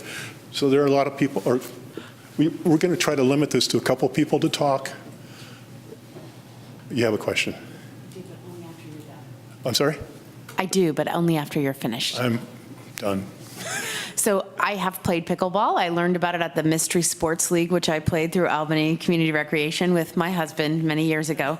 And it is really fun. I will say that we did play on the tennis court. So can you just help me understand what would be the difference between a full conversion and sort of how it is now? Because I just want to make sure I'm understanding the differences. Well, when you played on those tennis courts, the tennis nets were still up, and you played with temporary netting and poles. And what we're asking is, and that was provided at that time for you, you could not go there any other time and play unless you brought your own equipment. And so what we're saying is, let's make some permanent, this is something that's happening in a lot of cities in the Bay Area where they're making permanent courts for people to play. So you don't have to struggle to go out there and take down nets, put up nets, look where the lines are. They're dedicated, and it makes it a much nicer sport to play. And it's something I think that if you look at basketball, you don't have multiple sports on basketball courts around here. You don't have, well, the other sports, you can think of. So this is a great use, great number of players, and I think we need permanent courts. Thank you. How would you describe a pickleball net? Because I've never played pickleball. It's similar to a tennis net, but it's lower, shorter, and the poles are much closer together. So it's a similar sport. The net's, I don't know, 32, 34 inches off the ground. So I don't know. Could a court just be painted different colors for tennis and pickleball, and then somehow have a crank that would raise and lower the net? We've used that. There is such a device. Yeah. Because the net, the tennis net is much wider. We have to. Yeah. To answer your question, there's so much striping between tennis courts and pickleball courts, it really does get confusing when you're out there. If you've been to the gym and looked at the floor and seen badminton, basketball, and pickleball, striping, you sit there and go, oh, wait, which one's which? Which one's which? It makes it hard to play. How many pickleball courts would fit in that space? Comfortably 6. Because right now there's 2 tennis courts, correct? Right. Yeah. So And we have 4 painted why. courts. We have 4 pickleball painted courts. Right. The Yeah, commission right. approved So you could- painting 4 yeah. courts out there. Yeah, and again, the problem with that is we appreciated the city doing that, but the nets are a problem because you have to haul your own nets in. You have to deal with working around tennis players or non-tennis players or whatever happened. There's some conflict. So it's just easier to have dedicated courts. Places like Concord have just put in, I've seen a number like 12 or 14 courts. 15. Okay, I think, So anyway, there's other people that like to talk that know a whole lot more about this than I do. I'm more the Prop R, City of Albany thank you. expert. Okay, any others who want to make comment on this?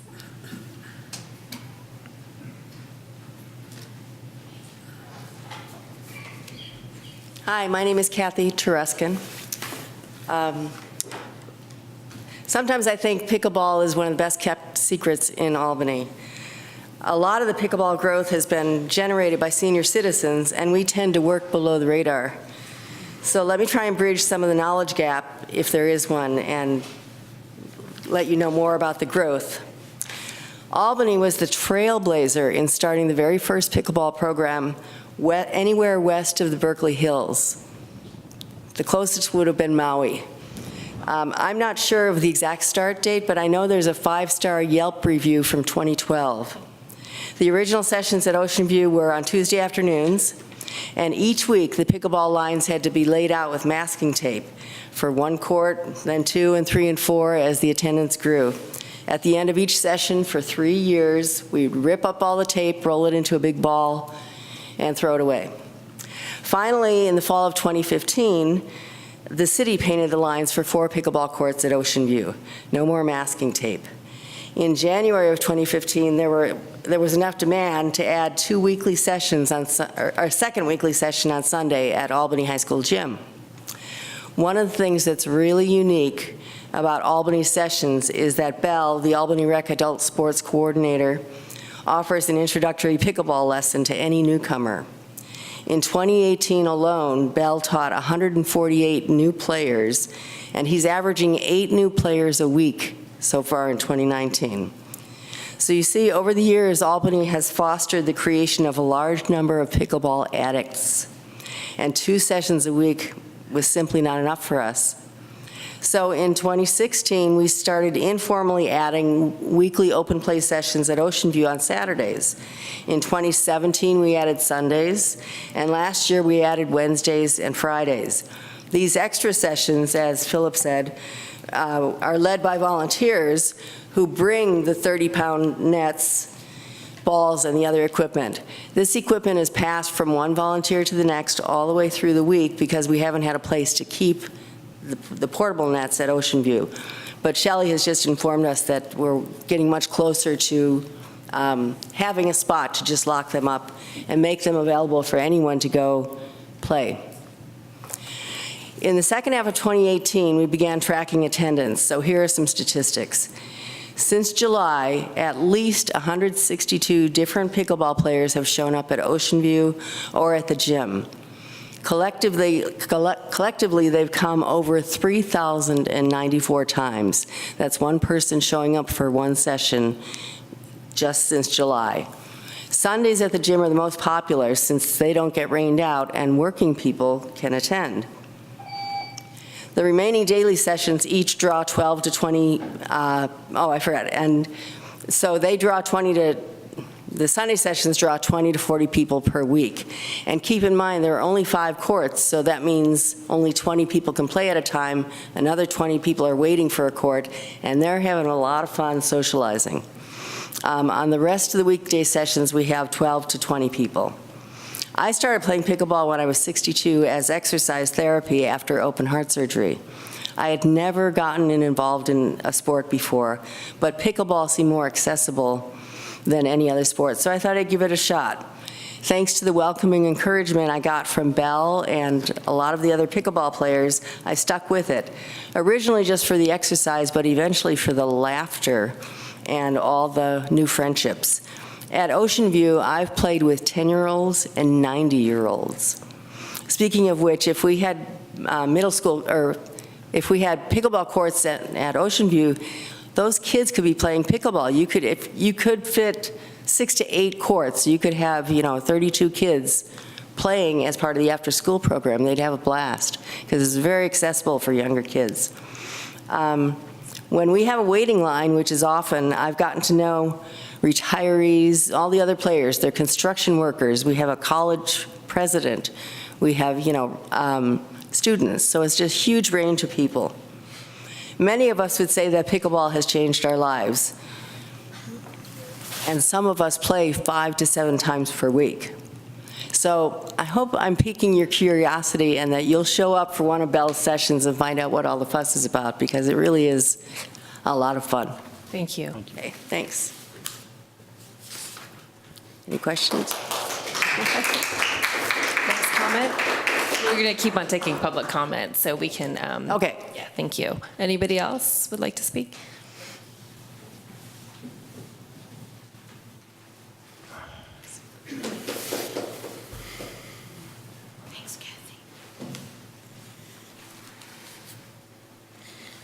Hello, Albany City members and staff. Thanks for allowing me to speak tonight.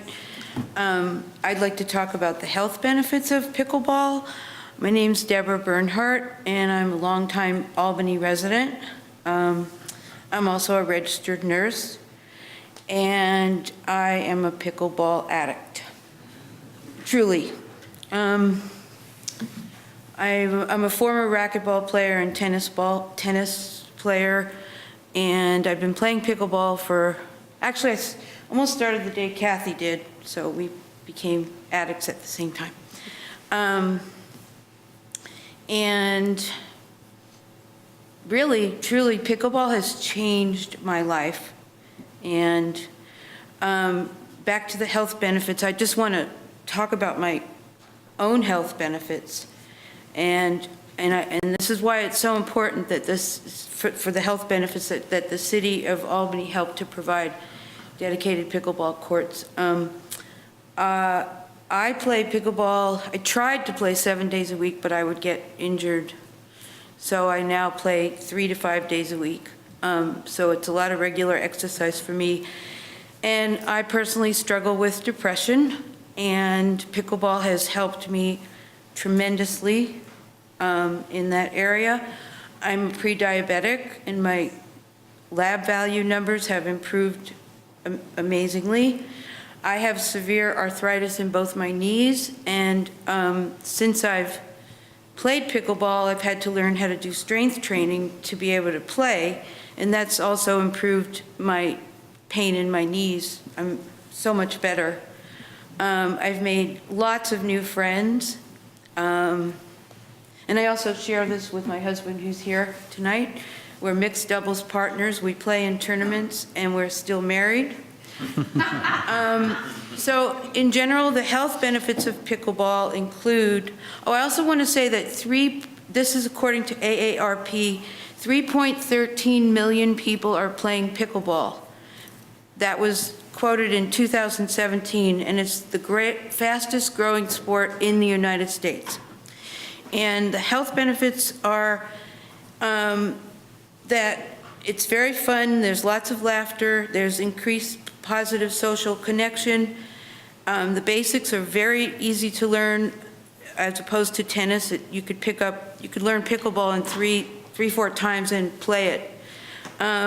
Decreased stress, increased mood by endorphin releases, enhances brain function because you have to learn strategy, quick thinking, and reflexes.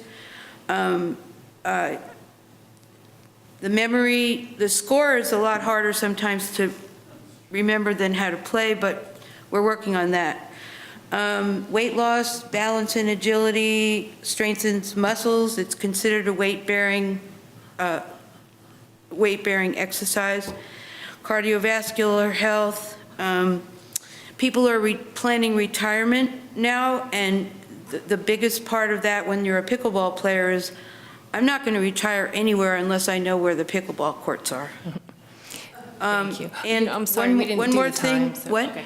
Sorry, just want to let you know, because we didn't have the timer going, that it's been time, but if you want to just close up, and then we can do. If you build it, people will come. Thank you. Shelley, if you wouldn't mind putting the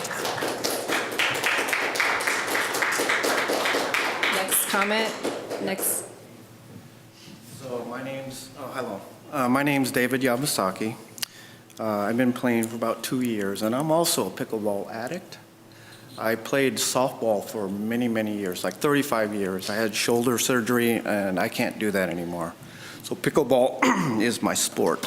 So in answer to your question, Brian, this is a paddle that we use, and it's a tennis-like sport that you hit a wiffle ball over a three-foot net. So it's 20 by 44.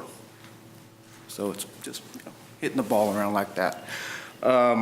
So I want to talk about revenue. I'm a community member, and I spend a lot of money here. I go to bars and eateries afterwards, and I get gas. I actually get haircuts here. I met a lot of my good friends from pickleball, and I thoroughly enjoy it, and I hope you consider putting some permanent courts in, because if you do make it, people will come. Revenue streams can be gotten by, I'm a little nervous, sorry, gotten by tournaments and things like that. So it can be a moneymaker. And a lot of cities do it. Concord does it. They have big tournaments and pickleball events. So something to consider. Thank you. Okay. Thank you. Next comment?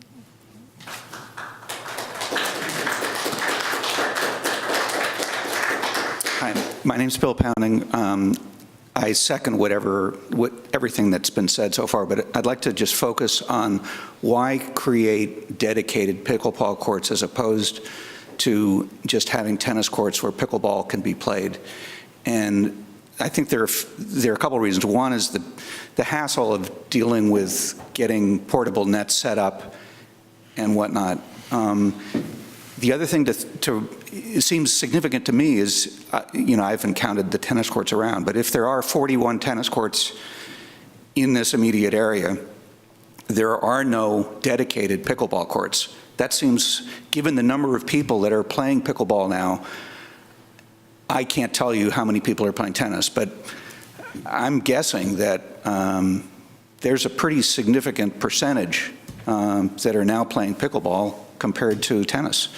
So that seems like a good reason in and of itself to create a dedicated place, not wipe out all tennis courts, that's not what anybody's suggesting, but have one place where, maybe 6 courts, 8 would be even better, that's just dedicated to pickleball. And that, 6 or 8 pickleball courts would take up a lot less space than an equivalent number of tennis courts. So it's not a huge area we're talking about. So thanks for your consideration. Thank you. Next comment?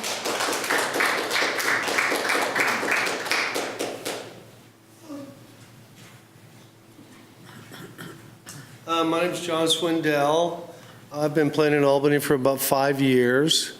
And initially, when we played with the masking tape on the tennis courts with Bell. And at that time, there were no dedicated courts in the Bay Area, to my knowledge. And since that 5-year period has passed, Concord has put in 14 courts. Walnut Creek, dedicated courts. Walnut Creek has put in 8 dedicated courts. Foster City has put in 6 dedicated courts. Alameda's put in 4 dedicated courts. And, you know, they've started playing in the gym here, and they play lots of other places. In fact, my wife and I travel a lot, and when we travel, we play pickleball wherever we go. I just got back from Southern California. We played down there. We've played in Las Vegas, in the Midwest. We've even played in Sweden and in Thailand. So pickleball is really, really growing. There's an app you can look at on your iPhone called PB Finder, and it'll show you thousands of pickleball places to play around America. And we would like Albany to be one of the highlights for people to come and see the great city that we have and enjoy pickleball here. Thanks. Thank you. Next comment.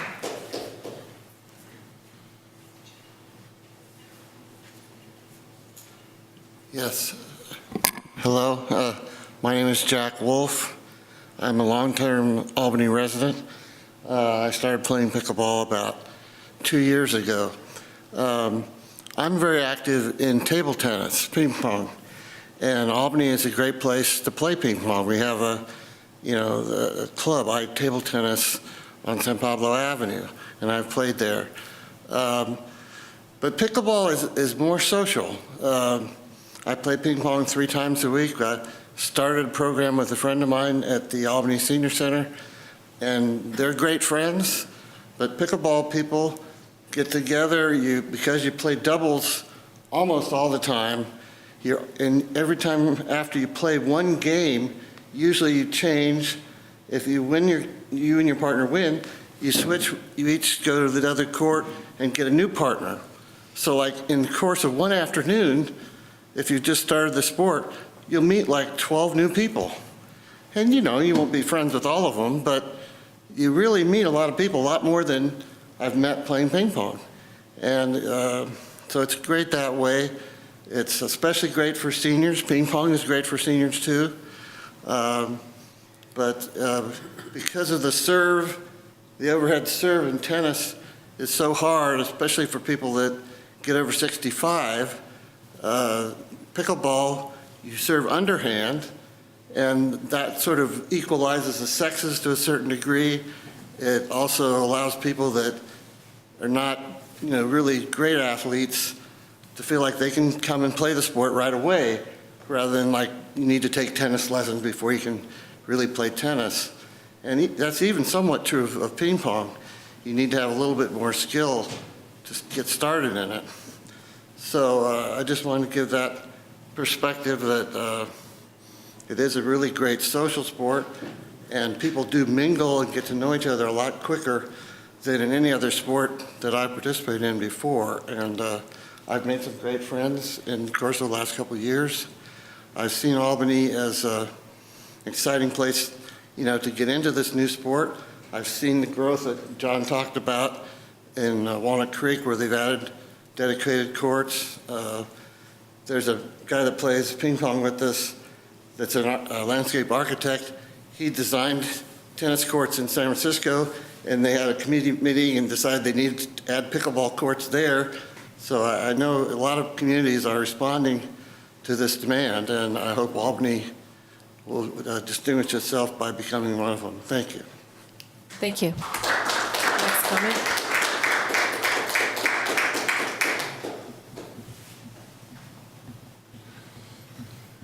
Now for something completely different. And thanks for swapping the items. So actually I could take up what I was saying before. So what I was suggesting before is about half the blocks of Masonic, if there was no parking on that side, on the east side of Masonic, all the parking demand could be fulfilled by the parking spaces on the west side. Obviously a more recent survey would need to be done. That's from a parking occupancy survey from about almost 10 years ago. But it suggests that there's an opportunity to use that space for something other than pavement, because it's not being used for parking. It's right next to the greenway, so it'd be a possibility to expand the greenway. So that's one item I hope you'll consider putting on your work plan. And another item is that there was sidewalks are on public property. They're not on a right-of-way, they're not an easement, they're actually on property owned by the city. That property extends anywhere from 0 inches back from the edge of the sidewalk to up to 8 feet. So when you're walking along a street, in some places, the city owns 8 feet back from the sidewalk. Planning and Zoning Commission, the council's referred an item to Planning and Zoning to look at policy around that property. What should the city do with that property? Should the city let the private property owner, the owner of the private property next to it, enclose it, which is kind of what triggered this? Owner built a retaining wall 1 foot from the sidewalk, even though the city owned 5 feet back. This has an impact on what can be done for street trees, because if owners build something right there at the sidewalk, even if they don't own it, if they're allowed to encroach, then you can't meander the sidewalk to create as big a street tree. So I think it's something that the Traffic and Safety Commission, this body, and Planning and Zoning all need to be involved in figuring out what the city does with that property and what its approach is. And then finally, the area south of Dartmouth on the Greenway is so wide, it's used like one of the city parks. More so than other parts of the Greenway, and yet it doesn't really have a sense of place because it's not named, it's not. So I think something just as simple as giving it a name, even if it's not named after somebody at this point, just if it had a name, then people could say, hey, I'm going to meet you so-and-so or such and such place. And it would start to make it more of a place and more of a park. I mean, it's about the size of Terrace Park. It's a pretty big space there. So anyway, thanks very much. Thank you. Any other comments? Hi, my name is Connie Wong. I'm a longtime resident of El Cerrito, and I would like to encourage my Albany neighbors to support the permanent pickleball courts. I have not yet reached the fanatic level of pickleball player, but I have played in Concord, El Cerrito, as well as Alameda. And I certainly enjoy playing in the courts that have dedicated pickleball courts rather than those courts that have been striped over tennis courts for pickleballers to use. They did that in El Cerrito. I wasn't involved in pickleball early enough to see if I could have influenced some of those decisions. I don't know how they made the decision to stripe Castro Park for pickleball, but it is a bit confusing for, I'm sure, tennis players as well as pickleballers. So hope you can support the Albany residents who would like to enjoy dedicated pickleball courts. Thank you. Thank you. We'll make sure we have everybody who hasn't spoken yet. Any other public comments?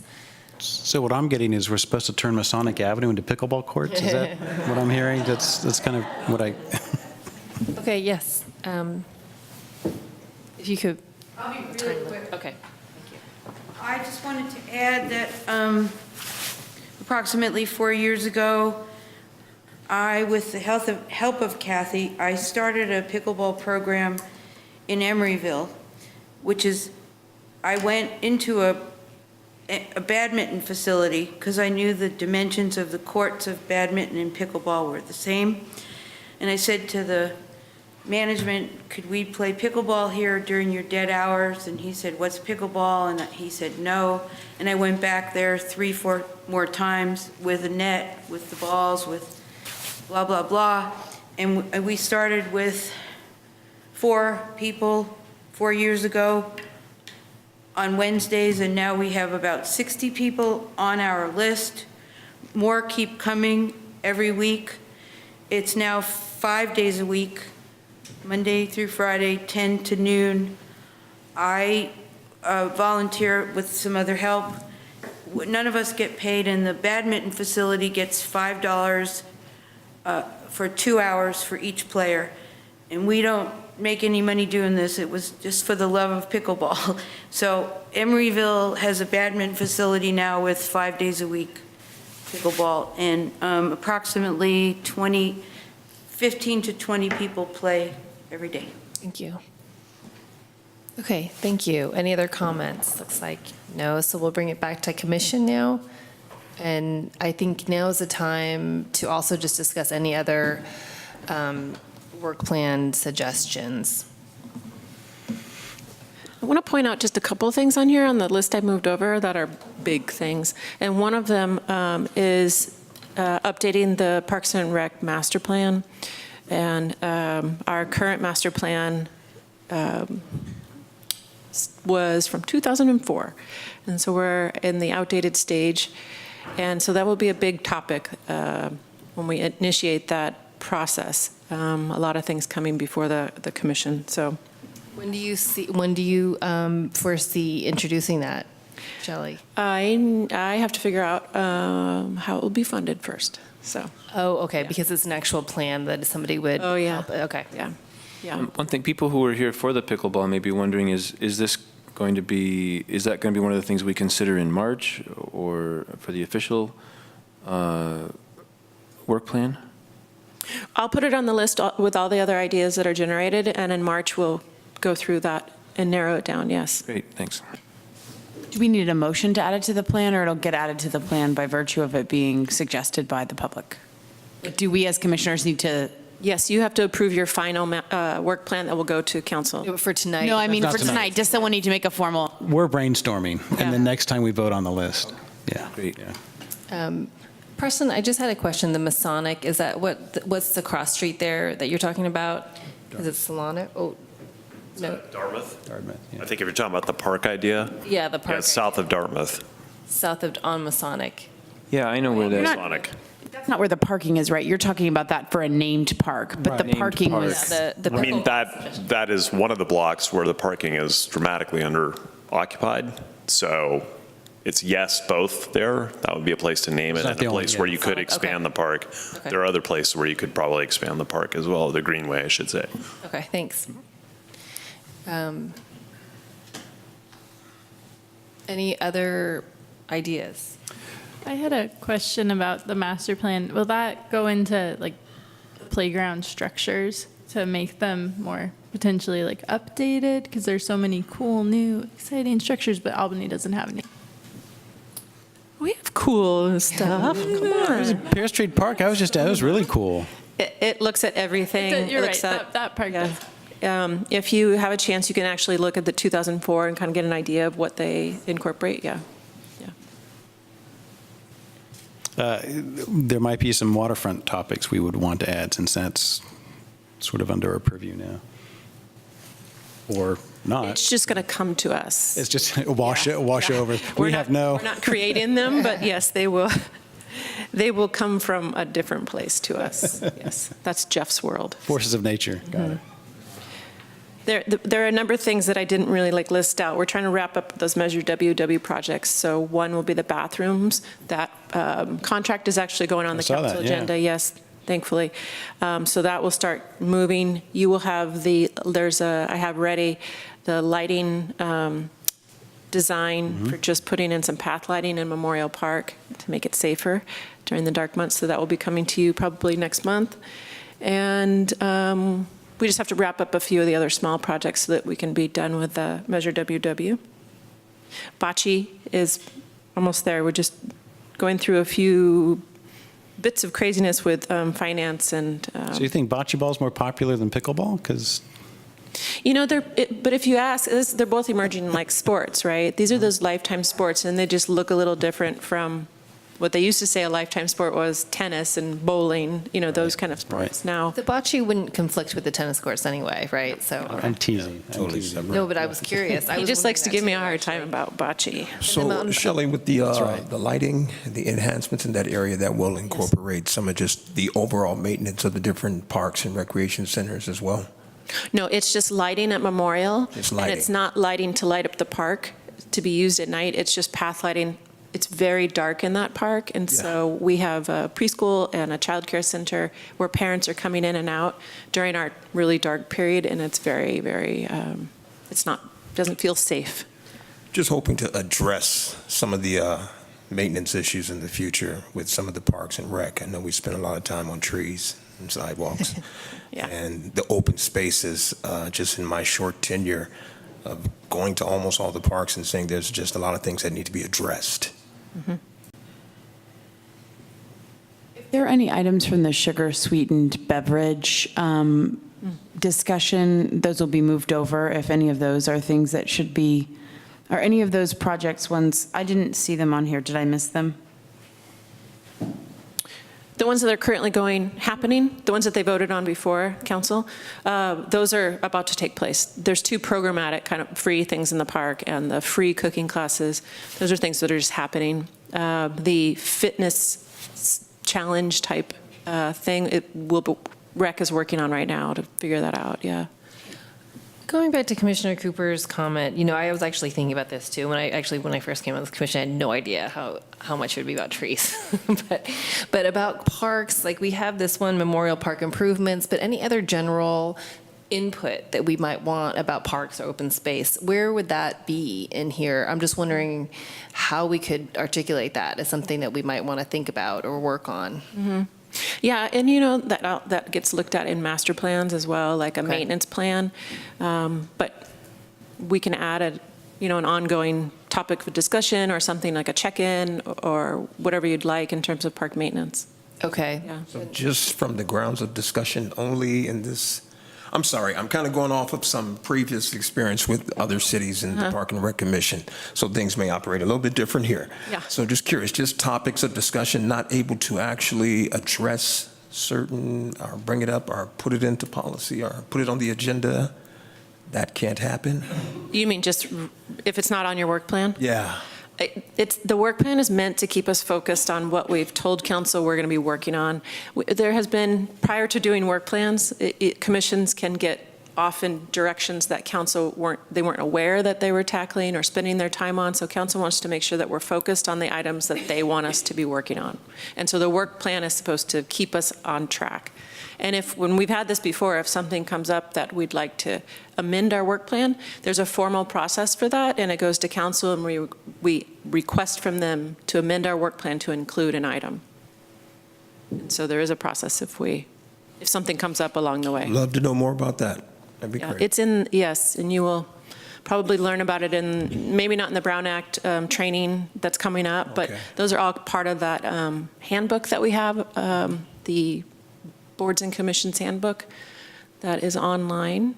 I'm sure that hopefully you got that information from the city clerk, but it describes the work plan process as well. One thing one item that's you've already put in the new work plan list would just be to make the dog park, right now you have it singular, dog park location, and I would maybe make it plural. Yes. Complete analysis of potential dog park locations. And okay. One thing I have, which correct me if I'm wrong, but there's no picnic tables along the Albany Greenway, right? Correct. There are now at the exercise area at Solano. Oh, true. Yes. Okay. Is that something we could look into, like potential additional picnic table locations there? Sure. If I can describe this last, the big kid swing. Some of old commissioners might remember this, but we took out that tree in the big kid playground. So the big kid playground is the 5 to 12-year-old. There was it was a Coast Live Oak, right? That we took out. And it was fairly traumatic to the kids that loved to climb in it. And it was a while ago. That playground, that 5 to 12, is the only one we still have that has sand in it. And that's not an updated surface for playgrounds. We can't put a swing in it that we have been talking about. The kids were requesting putting a swing unless we take out sand and put in the FIBAR, which is the appropriate surface for that.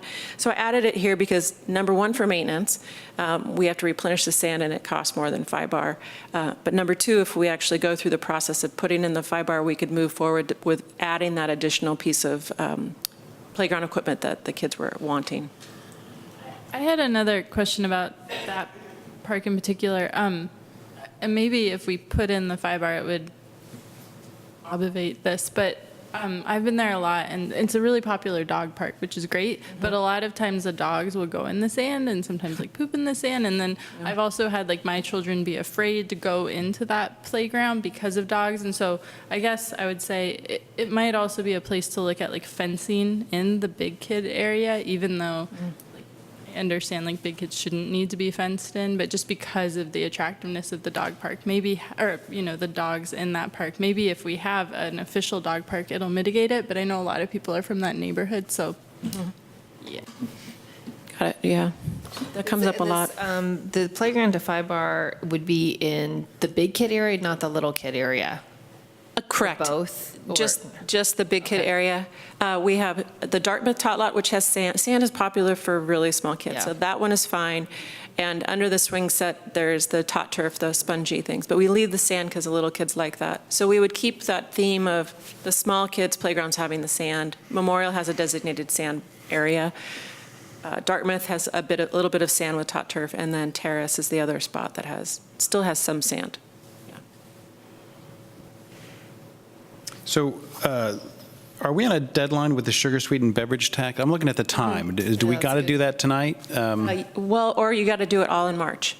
Or all in March? Because the council meeting for that, there's a study session for, is April 1st, the first meeting. Okay. So we have to have our memo ready for them. Okay. There is an alternative. You can also email me between now and March, and I can populate list of ideas. At this hour, that's becoming We run out of attractive. Yeah. Yeah, and it seems like if there's not, I have one main other addition that our subcommittee met about, which is related actually to earlier sidewalk repair, street tree conflict issue. Also, Preston, who's not here yet, even what he mentioned about traffic and safety and that encroachment. But I just, what we kind of came around to was that there seems to be this need for this overarching tree policy that addresses many issues that we keep on coming across here and not having much guidance for.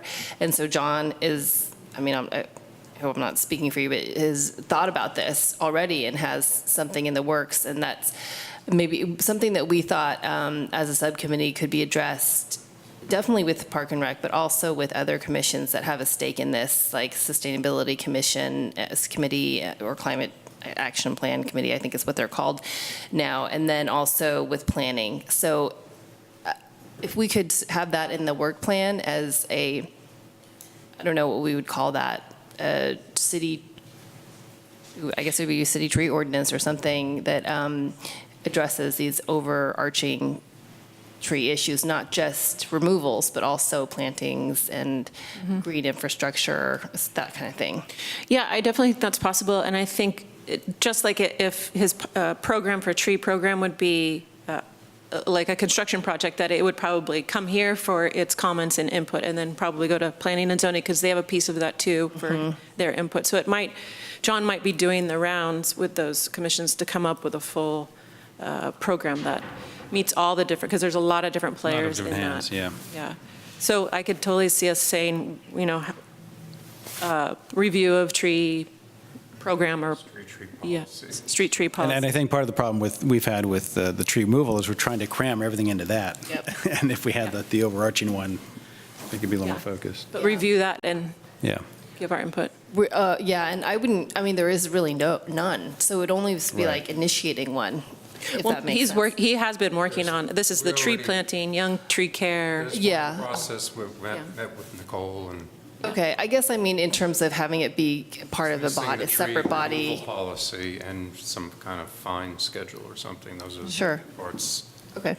Not there otherwise as a basic structure. Okay. And that meeting, when we called that meeting to discuss this, the number of different people that were in that room was amazing, because it's a lot of different departments are involved in the tree part. And so, The only other thing I had was at the Commissioner Thank You celebration, I met someone from the Arts Commission, and we were talking about some of the overlap between the two commissions because the art along the Albany Greenway, for example. And I'm not sure what the protocol is for sort of any collaborative conversation around how parks and open spaces meet with something like arts, and if there's opportunity there for kind of proactive or prospective conversation. But I'd be interested in knowing more about how we might work in partnership to advance both groups. Yeah.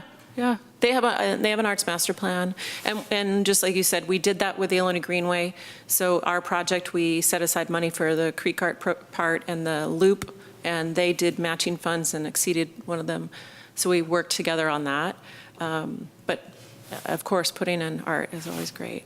I know that the Arts Committee is also being pulled towards the economic development side in the strategic plan and working on economic development and the arts and how those two go together. So that is in the strategic plan for economic development arts, but yeah. Luckily, arts, it falls under the recreation department as well. I wanted to at least have a discussion about including something that had been on our list before, which was Key Route Boulevard as an open space as for discussions for what can be done there, if anything. It'd be north of Solano. And wasn't there also discussion as a part of that project with the like town square thing there next to the dry cleaners? Thank you for reminding me that we had them on our work plan, and council requested us to not move forward with them because one of them was that the Complete Streets item that I forwarded you is open for comment right now, and they handled that pocket park situation at the Shrine, we called it the Shrine Pocket Park, is incorporated into their design.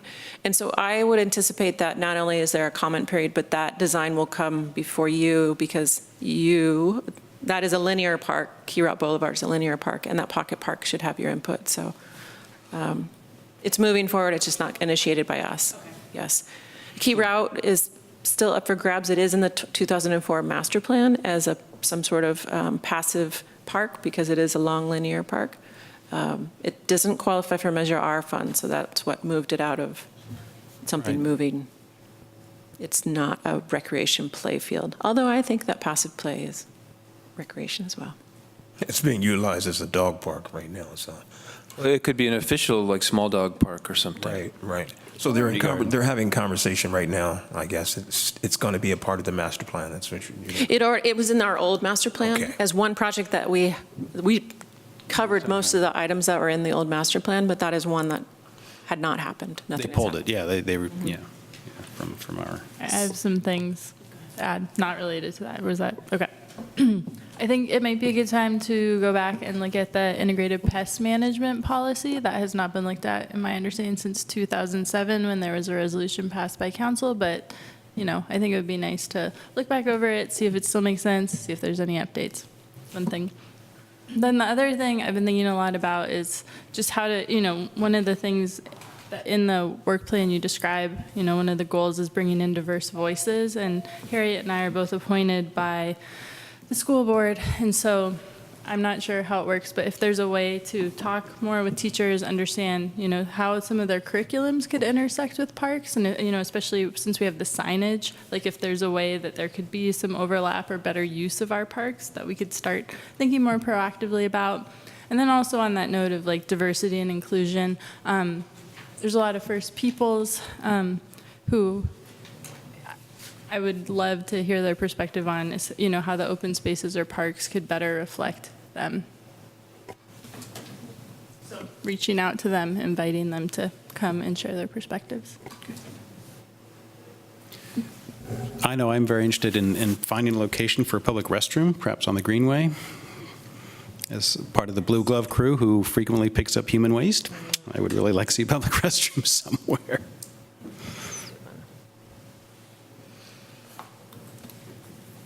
Any other comments? I agree with what she said, being able to make suggestions to increase the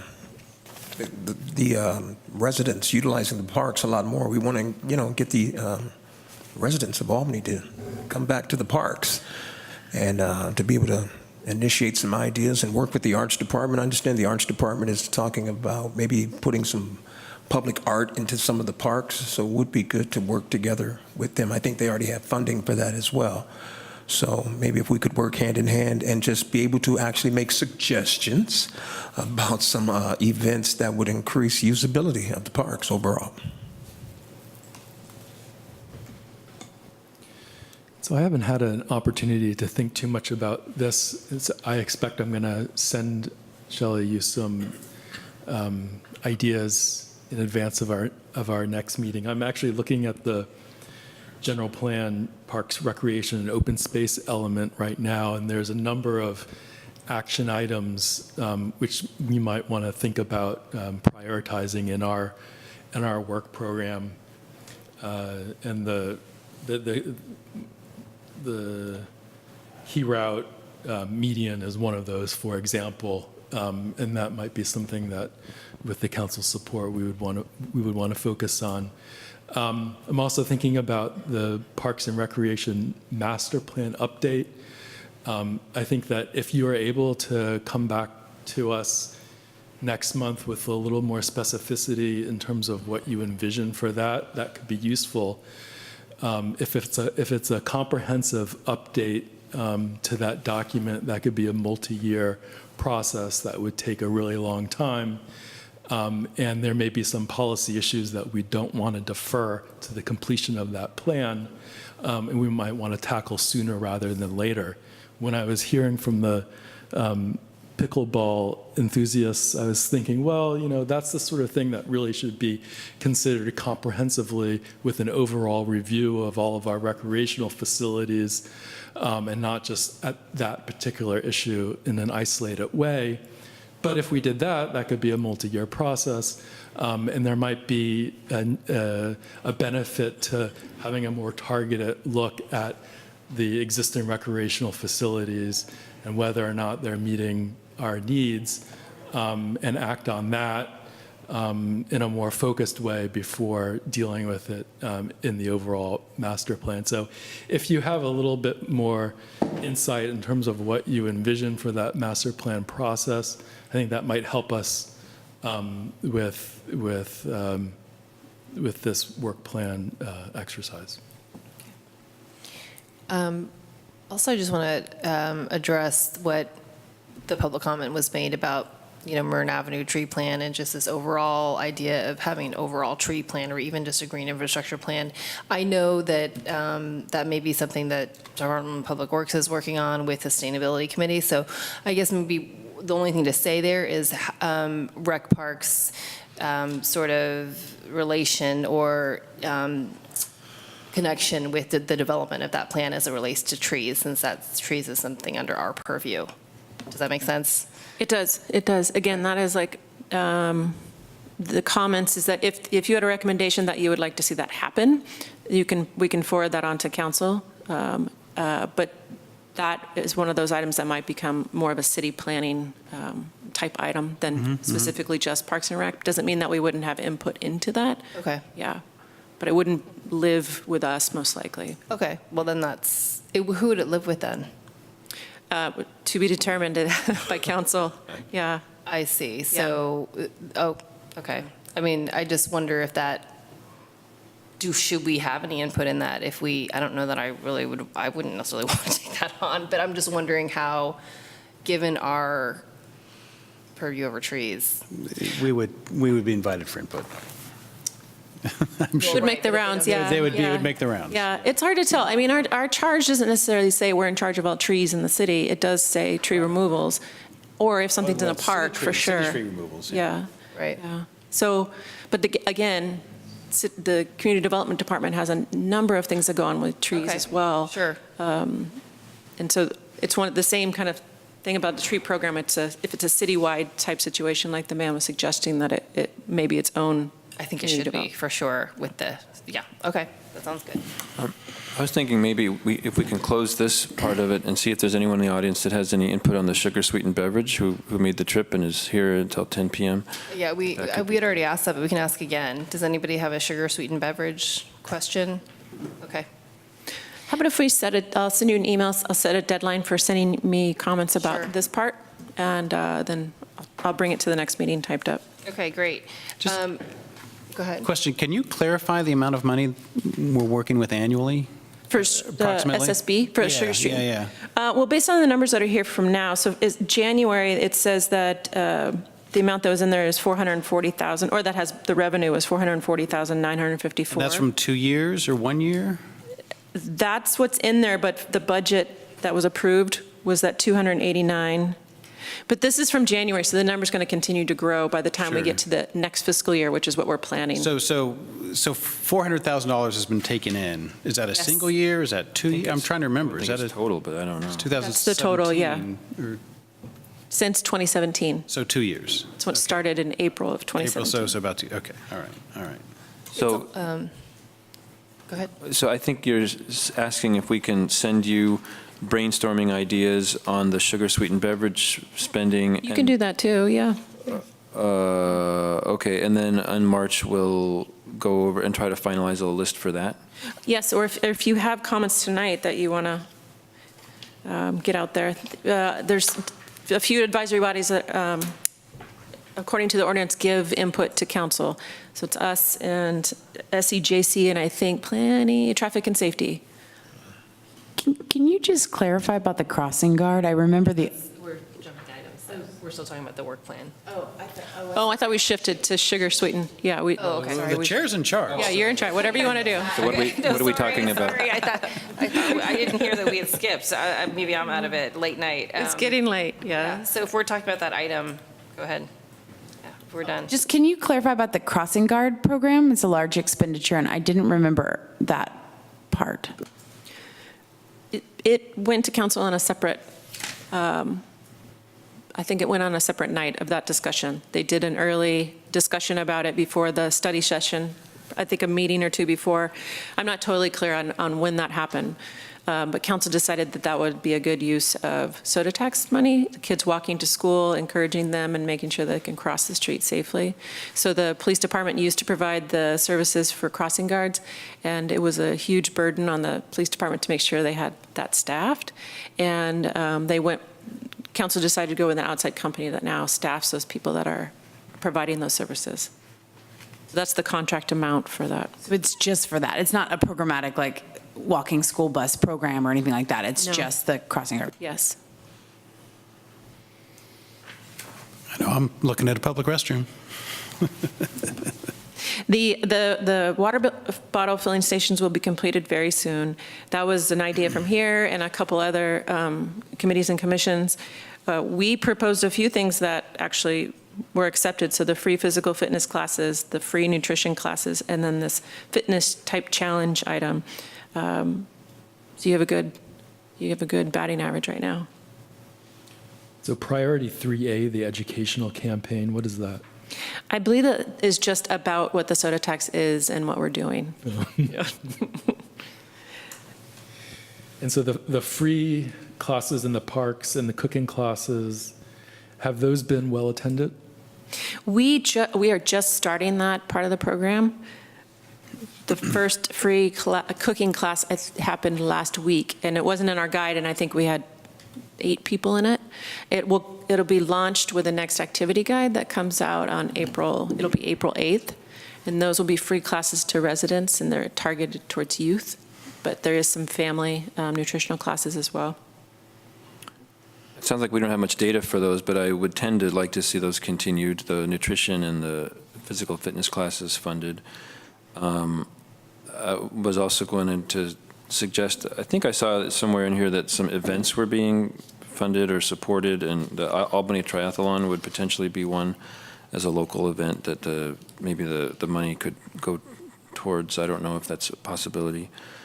And then if there's a way to put water at the bulb, we haven't been told yet what where the boundaries are on who is in charge of what parts of that area, but there's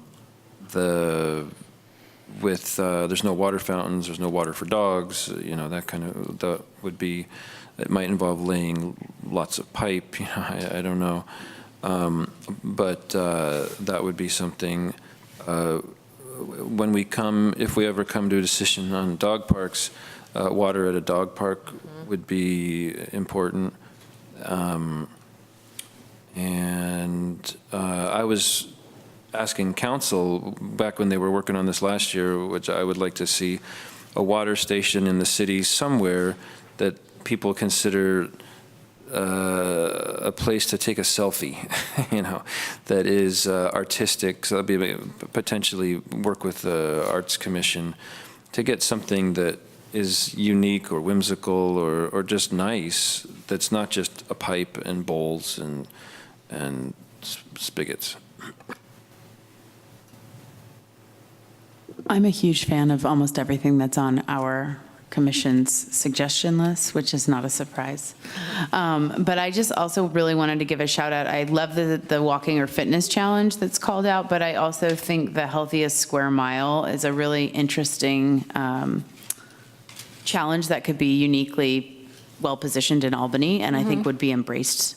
And I also do really also support the Rats, the Marin Monster, and all of those sort of athletic, the triathlon. Those are really great community building events that seem to be very well subscribed, and it'd be interesting to see how there could be some support for those. I don't know what they cost, and yeah. The bike sharing, I know that that's something that's, the Lime bikes, I think, were here. That wasn't something the city contracted with, but it would be interesting to see how that could, because it seems like it serves many purposes. But anyway, does this mean that this memo, which is from 2017, will sort of be recirculated in terms of ideas back? If you like things on there that didn't get accepted, I just provided it so you could see kind of where people were going last time. Yep. But if something that didn't make it and you think could be this next phase, that's fair game, yeah. Relative to the $440,000, if we've only accounted for 289 in this budget, it seems like some of the fitness challenges, for example, are a relatively low-cost item. They don't have infrastructure cost, and it seems like those, there might be potential to expand in that way. Did they use it all last year, all the funds, do you know? No, we're working on it right now. This is this year's budget. Yeah. Okay, got it. So we have until the end of June. And being at the last study session and listening to council, they were leaning towards programs that were like a one-time program, but not an ongoing program. Because obviously the goal of the soda tax is to not have any revenue, right? So they were just looking at, oh, we have this money, we can spend it on these one-time things, rather than saying we're going to fund a program that we might not have funds for in the future. Okay, any other, it's past 10? I think do we need a, what does that mean? We need like a request? You do, or you could wrap it up. I vote for wrap up. Okay, wrap it up. We do need to vote for a new chair. That and goes vice relatively fast, yes. Yeah, so I guess, does anybody want to put their, who do we vote for first? Okay, for chair, and you can nominate yourself or you can nominate others. The last person nominated is the first person we vote on, so. The last person nominated is the first person we vote on. Okay, does anybody want to nominate somebody? I'd like to nominate Harriet. Anybody else? For chair, For chair. I nominate Todd. I've been. I actually, I'd like to nominate Harriet too, or second that. Even though I love Todd. No, that's fine. I appreciate it, but I've been there. It wouldn't be fair. Anybody else want to nominate? Okay, so can we vote on We have one nominee. one nominee? Okay. I think you're good. Or are you declining to be? Oh, yeah, no, I'm saying, no. Okay, so Commissioner, another time. all in favor of Commissioner Harriet to be chair? Okay. All opposed? No, okay. Okay, anybody take nominations for vice chair? Anybody? I nominate Hillary. Touche. Turnabout, fair play. Anybody else have nominations? Oh, I think this is done. Okay, so all in favor of voting for Commissioner Sardinas as vice chair? Okay, great, done. Julia, thank you for being the chair. Thank you so Yes, much. you've done a wonderful job. Thank you. We're done? That's got? it. I Move think to adjourn. meeting's adjourned. Thank you.